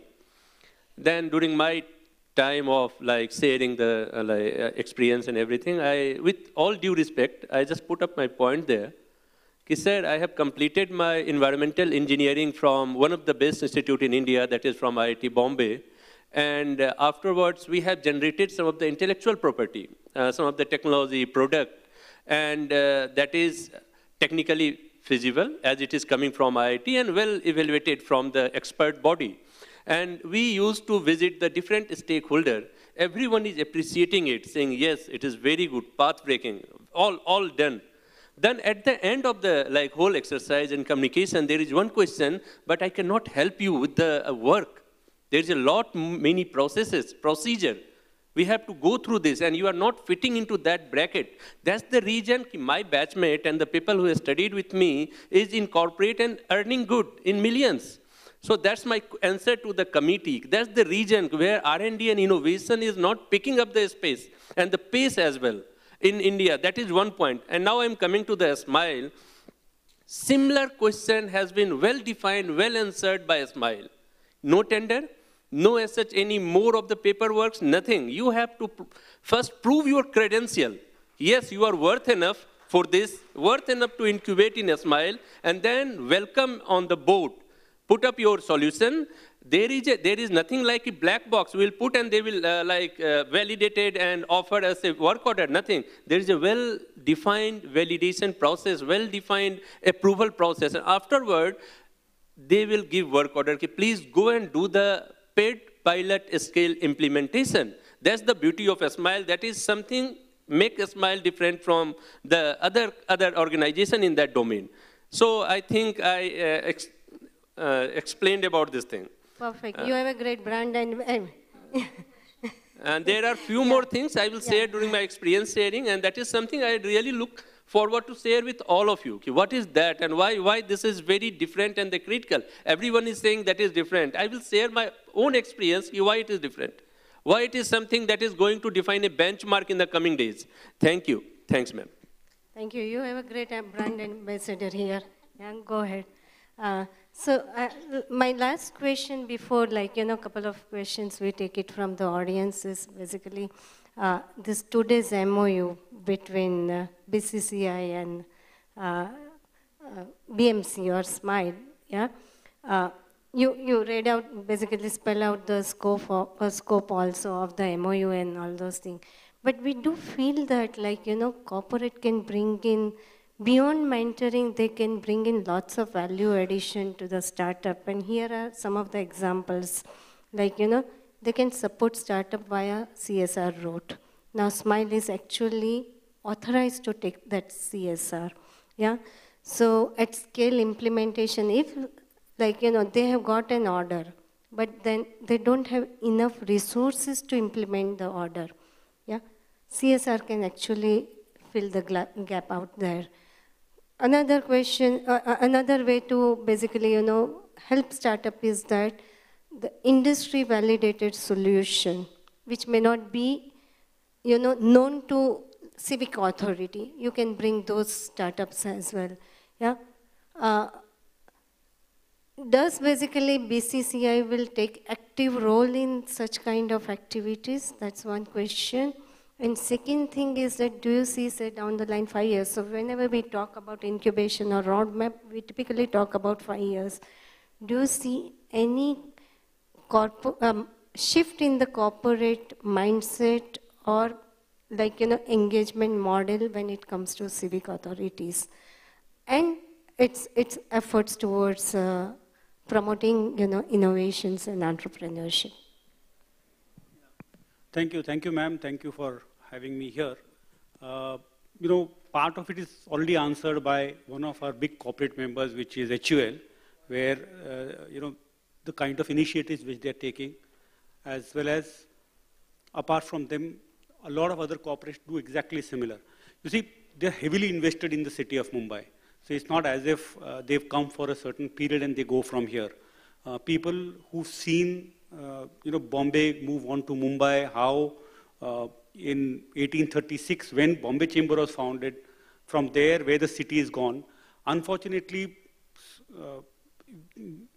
despite a lot of growth happening in various areas, some of the infrastructure problems we were not able to solve, and we were late. I don't want to go into the reasons, some of them are obvious, but some other cities started doing better than us. So at one point of time, most companies set up offices in Mumbai. Some started in Calcutta, but because of some trade disputes, they shifted to Mumbai. But if you look at the last 20, 25, 30 years, a lot of companies started going to Gurgaon because of a lot of infrastructure benefits which they got. Now, unfortunately, we should have been the first one, let's say, coming out with a metro, solving some of these issues. We were not able to do. Now, I think work is happening at a very fast pace, which will help. So every corporate is looking at how does this city become better than what it is. Because not only are they going to a workplace, their families are based here. I hear a lot of problems with my friends or relatives staying in Delhi as to the pollution problem. And we are heading towards the stubble burning happening in Punjab. Never get sorted out, and that will become a problem. Unfortunately, we never go into these problems. But some of the problems which we never had, things like waterlogging. I used to work in Nariman Point. I used to stay in Thane 35 years back. And there were just 1 or 2 days where the trains came to standstill. Otherwise, despite 6 hours, 8 hours of rain, we were still able to go. That's not the system right now. So these are issues which I think some of the startups could sort out, because whether it's pollution, whether it's getting into healthcare, whether it's sanitation, these are areas which BMCs with the SMILE initiative are going to help sorting it out. And that's where corporates, as I said, heavily invested. They would want this city to and BMC to help and getting in this city into a much better position than we are here today. And because each corporate has benefited from the city of Mumbai, they are going to always look at how. If you go see smaller examples, Mr. Pradhan gave bigger examples of how in slums and others they are doing. If you see a small squares, there are beautification which corporates indulge into. They own up gardens. Look at the heritage buildings, for example. A lot of corporates have invested money there. So if they invest in that, they can obviously invest in things which directly benefit them. And that's where the chamber, which is has a lot of members. See, in a city like Mumbai, and I'm talking with some authority because I've lived here, I've seen people are only interested, corporates are only interested in how they can go to work, how can they do their work in the best possible manner. You look at the biggest corporate or you look at a small MSME or a small entrepreneur, he's looking at how do I do my business? He's not bothered about anything else. Unlike some other cities, for them, all these initiatives which Smile will take and ensure in betterment of the city are going to welcome. And they'll all contribute. Believe me, we have people like HUL, Tatas, Mahindras, who are already doing a lot. But there are others who are saying we do not know what else to do. I'm sure once we get into concrete steps towards it, like we are helping MSMEs a lot, the same thing will happen with the startups as well. I think it would be a very good idea for Smile leadership to engage with BCCI to at least, secure some CSR money which can be deployed for the solution via startup. At Sign, we are trying to do, we raise some CSR money and we give grant or some kind of, in-kind support to them, like to finish their, basically, obligation. So this would be a... Right, so no, but what I meant is that when we talk at a high level, we perhaps miss out the detail. But like every year, 2 crore CSR Smile gets for 8 projects or 6 projects, something like that. I think that would be really a game changer for CSR startup, BMC altogether. I think with this, 1 or 2 questions, I don't know whether we have time or we close this. Yeah. With the questions that was posed to me, I would love to have a feedback from one of our very senior officials who has been part of the major engineering departments and who has been very vocal in such engagements and who has been part of the major ease of doing business initiatives, Chitore sir. I think he would have a lot of thoughts on this process, and he has been very engaging in a lot of efforts that we take. Can somebody please hand over a mic to Chitore sir? We would love to hear your opinion. And I think another distinct part that Smile has, as when you asked why, with so many incubators, why some startups should come to BMC. So I would like to say that Smile is not in competition with any kind of incubator. So it is something which has been designed to meet the, to address the civic issues of the city. It is not in competition. It is, in fact, it has been visualized to bring the entire city startup ecosystem on a common platform, because BMC and Smile cannot incubate, cannot support anything. In fact, startups have been coming to us asking for a market. So most of the startups, they feel that they come here and they will get a ready market. So that is even not the case. We are very specific, very selective in the kind of projects that we select, the projects we go for, the ideas that we would like to coach and mentor.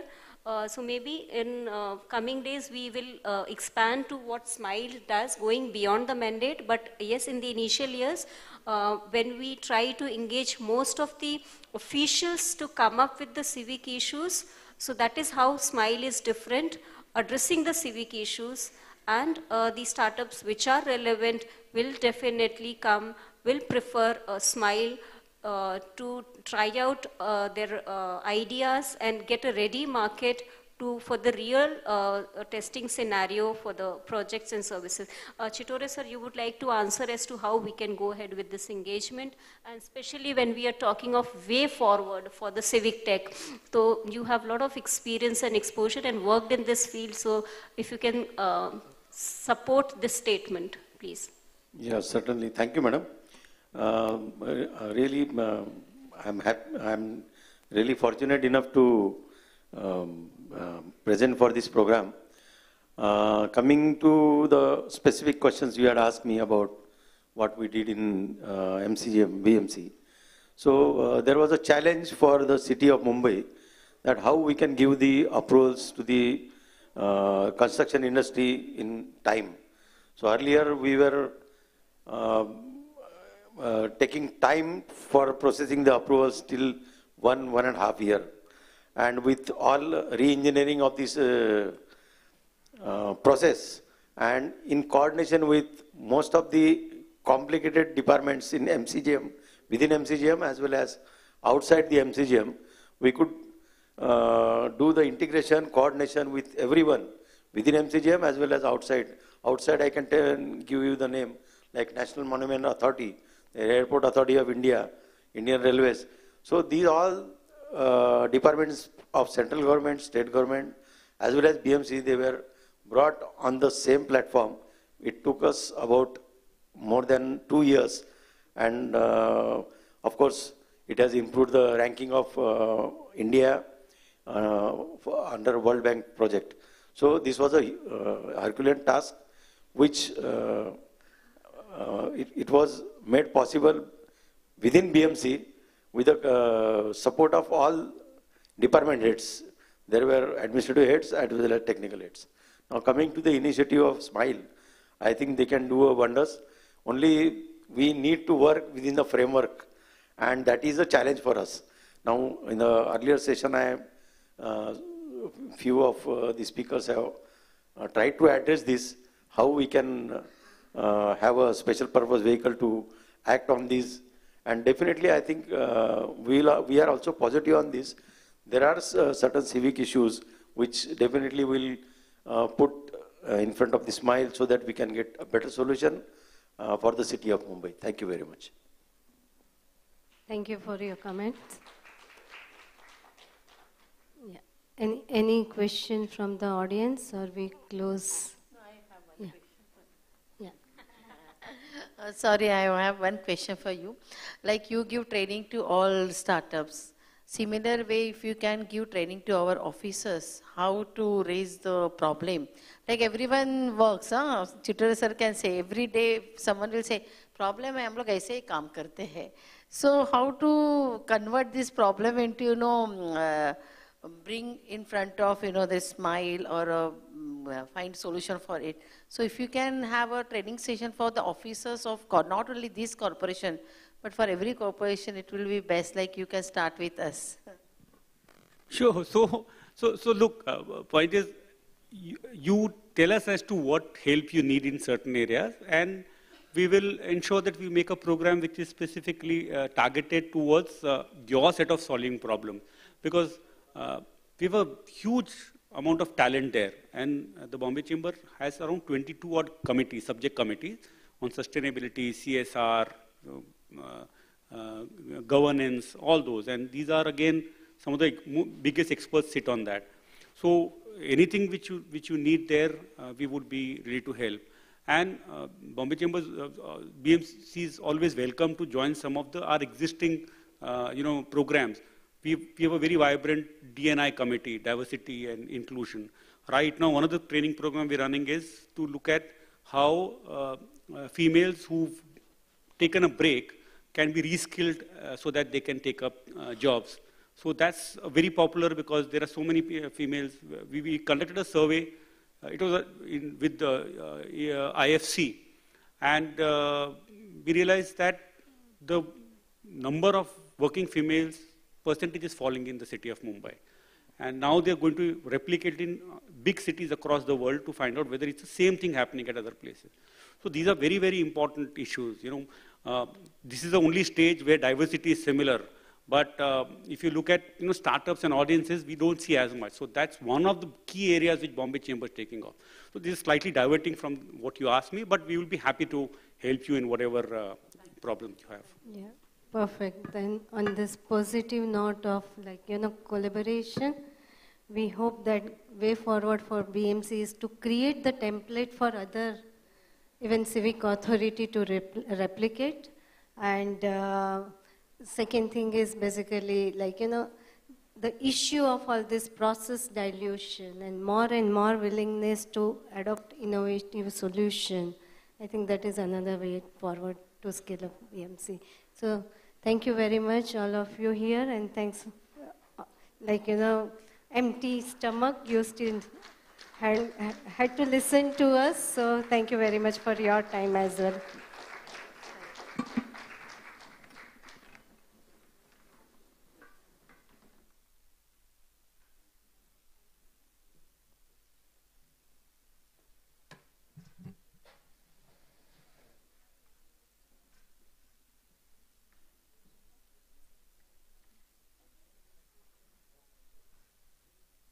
Thank you so much, everybody, for this incredible, powerful panel discussion. It's so powerful to bring in some realities in a world where, in a world of solution-driven work, so that we can help each other grow a little more and come up with more solutions. I think something like reskilling is definitely a more progressive thought that we're all thinking about these days. So lots of new approaches in diverse capacities. Yes, let's take a minute to just refresh ourselves and come back, because we have a very interesting speaker coming up next for us. We have Shri Ketan Mohitkar, who has a rich profile of working in the startup ecosystem, a member secretary of the Indian Council for Technical Research and Development, a convener of the Nagpur Startup Fest, also the founder of India Active Software Incorporation and member of the National Cyber Security and Security Standards, New Delhi. He's here to speak with us about the scope of collaboration. So with a round of applause, let's welcome him on the stage.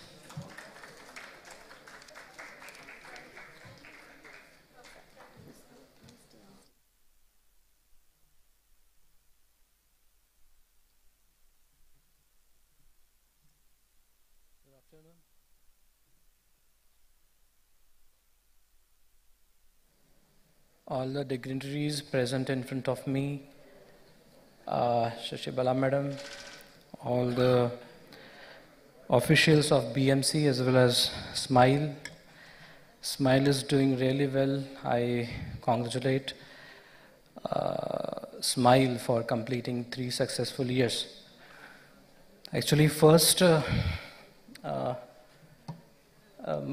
there my presentation? Yes. Yeah, please. A small presentation, because I guess I'm last person to speak. So I just take 5 minutes. So about me, I'm the member secretary of ICTRD. ICTRD is a host for India's biggest startup fest, what in 2018 and 2019, both consecutive years. Sorry? Yes. Both consecutive years, we were the India's biggest startup fest. I'm going to explain the model in short. Let's see what we are seeing in my next 4 minutes presentation. Next, yes. In this presentation, we'll see about ICTRD, startup model, startup fest model, Nagpur startup fest model, and what we are doing in education. Last, we'll see the opportunity to collaborate with SMILE and the scope of the collaborations. Let's see about ICTRD, Indian Council for Technical Research and Development, founded in 2011. We are the independent autonomous institute who are working in the field of startup and education. So we actually, we are making a bridge between government, startups, academicians, and students also. So this is all about ICTRD. We have 5 avenues actually. Research and affiliation, as our name explained. We are into research, and some of our affiliated institutes are also doing the same thing for us. Education and certifications, startups and innovation, critical technology solution. We provide those solutions to some organizations, mainly to government organizations. And the membership and networking.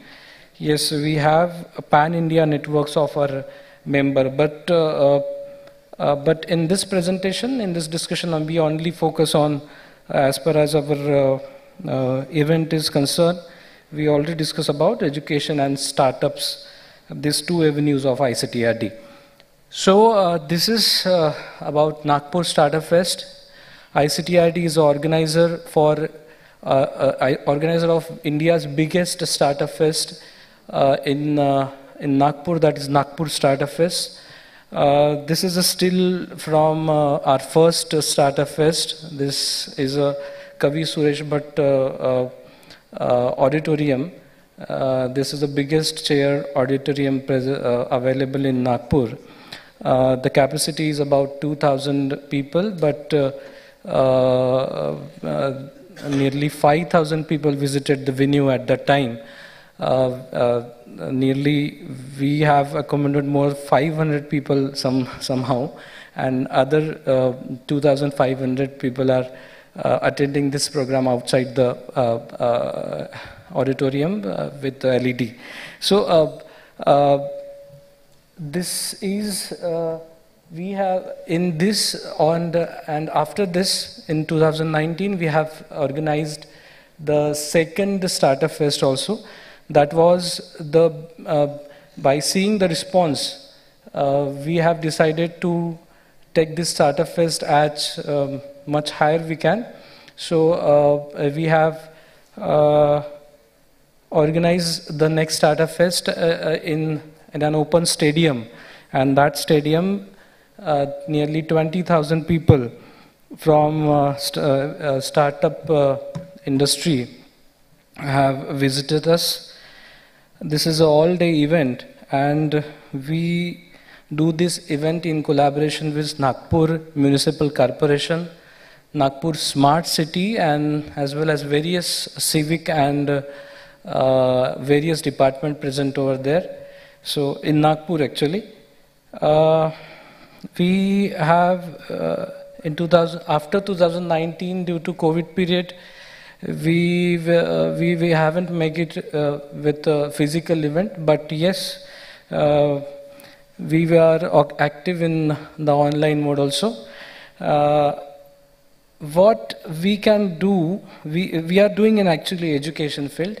So ICTRD is having our own online learning platform. We have a course on entrepreneurship also.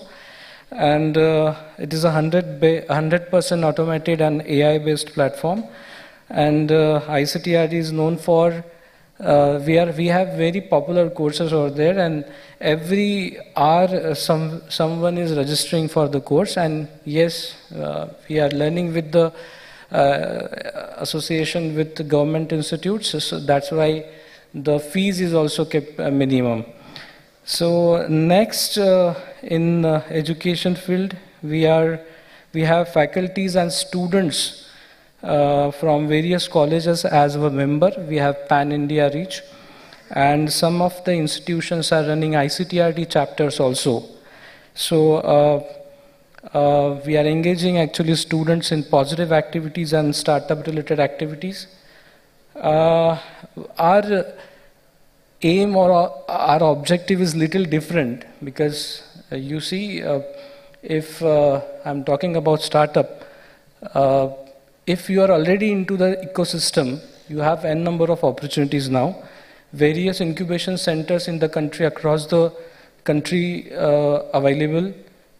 Government is also keen about supporting the startups. But what about those people who are having the resources or who are having the ideas, but they are not a part of startup because they don't want to come in the startup ecosystem due to, I guess, hesitation or lack of information. So we are working on that perspective. We have a white paper published on our website. When we were for campaigning, and we were visiting the colleges also, at that time, and when the question asked to students, then how many of them are ready to, or how many of them are want to start their own ventures. So 100 out of, only 2 out of 100 people are raising their hands at the time. But after Startup Fest in Nagpur, when we go to the same audience, we have recorded in an average of 19 students have agreed to start their own startups. So we are actually doing on the very basic things, but on the grand level, we are focusing, yes, we are focusing on numbers, but we are going in the right direction.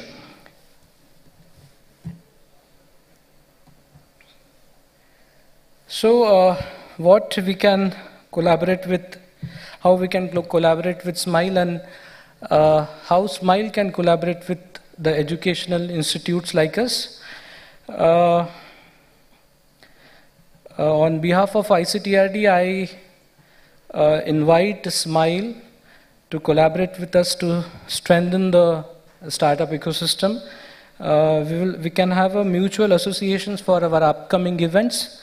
We can also support you in organizing mega events like Mumbai Startup Fest or somewhat like that.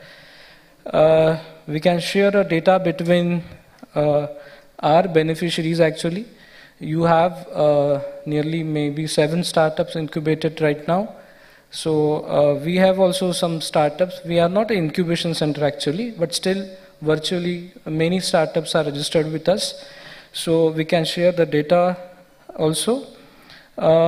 We can provide you our online learning platform, and we can launch some courses in association with SMILE, and of course the branding collaborations also.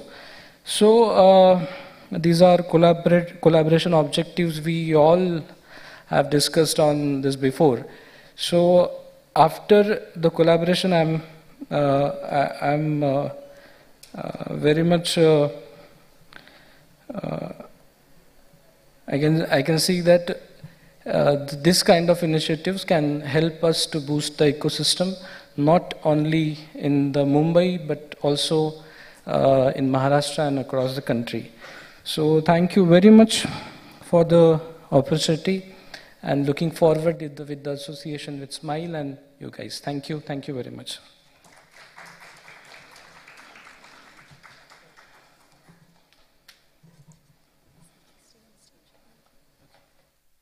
I'd love for Ms. Shashi Bala to come up on stage and grant Ketan sir with a token of our gratitude. With a round of applause, let's thank Ketan sir for his presence here today.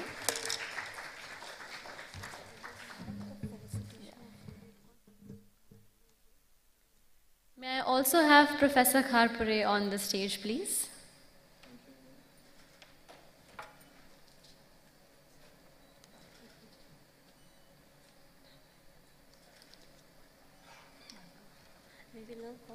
Felicitate the startups. All right, with that, keeping in mind the time restrictions, we'd love to felicitate all the startups present here. So respective startups, please come up on stage and accept your felicitation. So one by one, you have the name of the startup.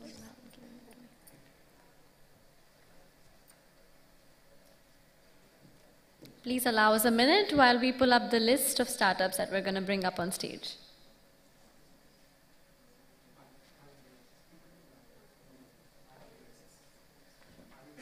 IU devices.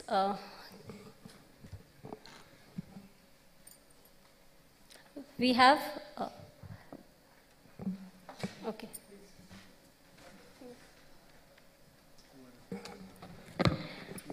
Yeah.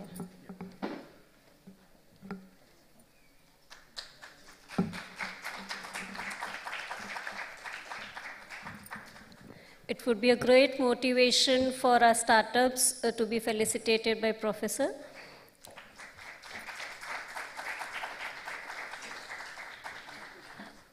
Next, IATI devices.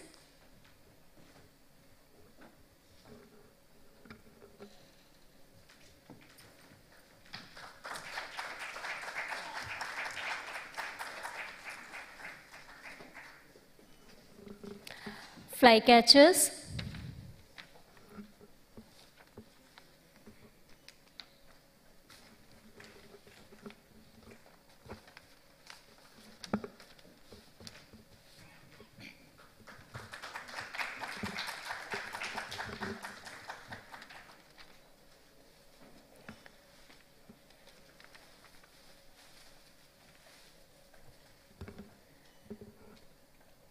Green shift energy.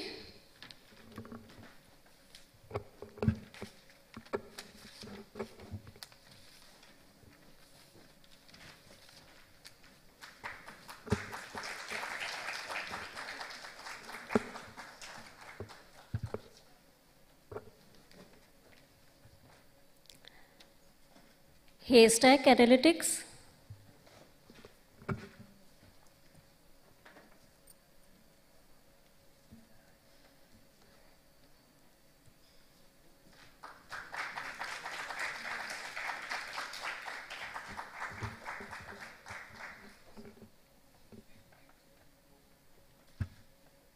Robobionics.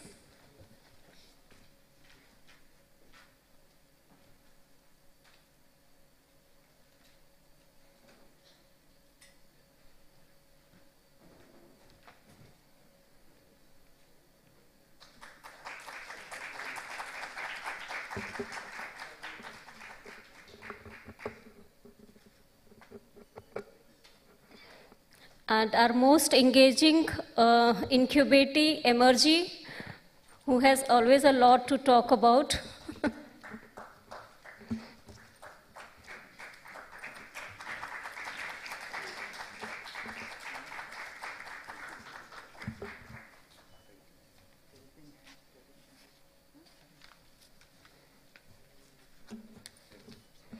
And our helping hand who has supported and mentored a lot of our health startups, Paresh Shindeji. He has been a great mentor for our health startups.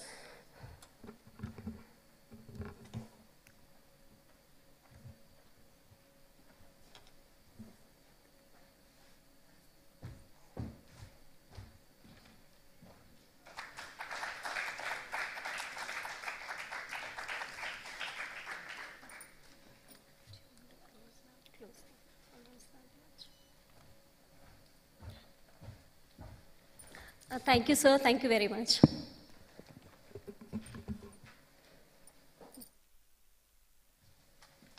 Another round of applause for all our incubatees present here today.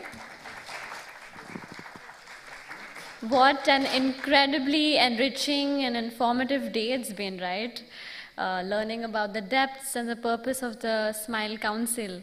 And the incubatees here are budding with so much entrepreneurial enthusiasm, and it inspires me a lot because I'm also learning every day. So I thank you guys so much for being so patient with me, for making the journey of Smile what it is today. It is incomplete without your participation, and this collective energy present in this room of innovation is what keeps the spirit alive. Yes. Yes, all right, and a grand thank you also to the BMC and all the contributors of this event for holding space for important conversations. I'd like to thank you, each one of you in the audience today, for your patience, for your time. I was telling somebody earlier that the incentive for me to attend anything is what I don't know yet, which means that what I'm about to discover here has been unknown until now, and I want to thank you for all the discoveries you've gifted me with today. So let's wrap this up and grab some lunch, network with each other, and perhaps you can find me and share your discoveries as well. Thank you so much, and I'll see you again.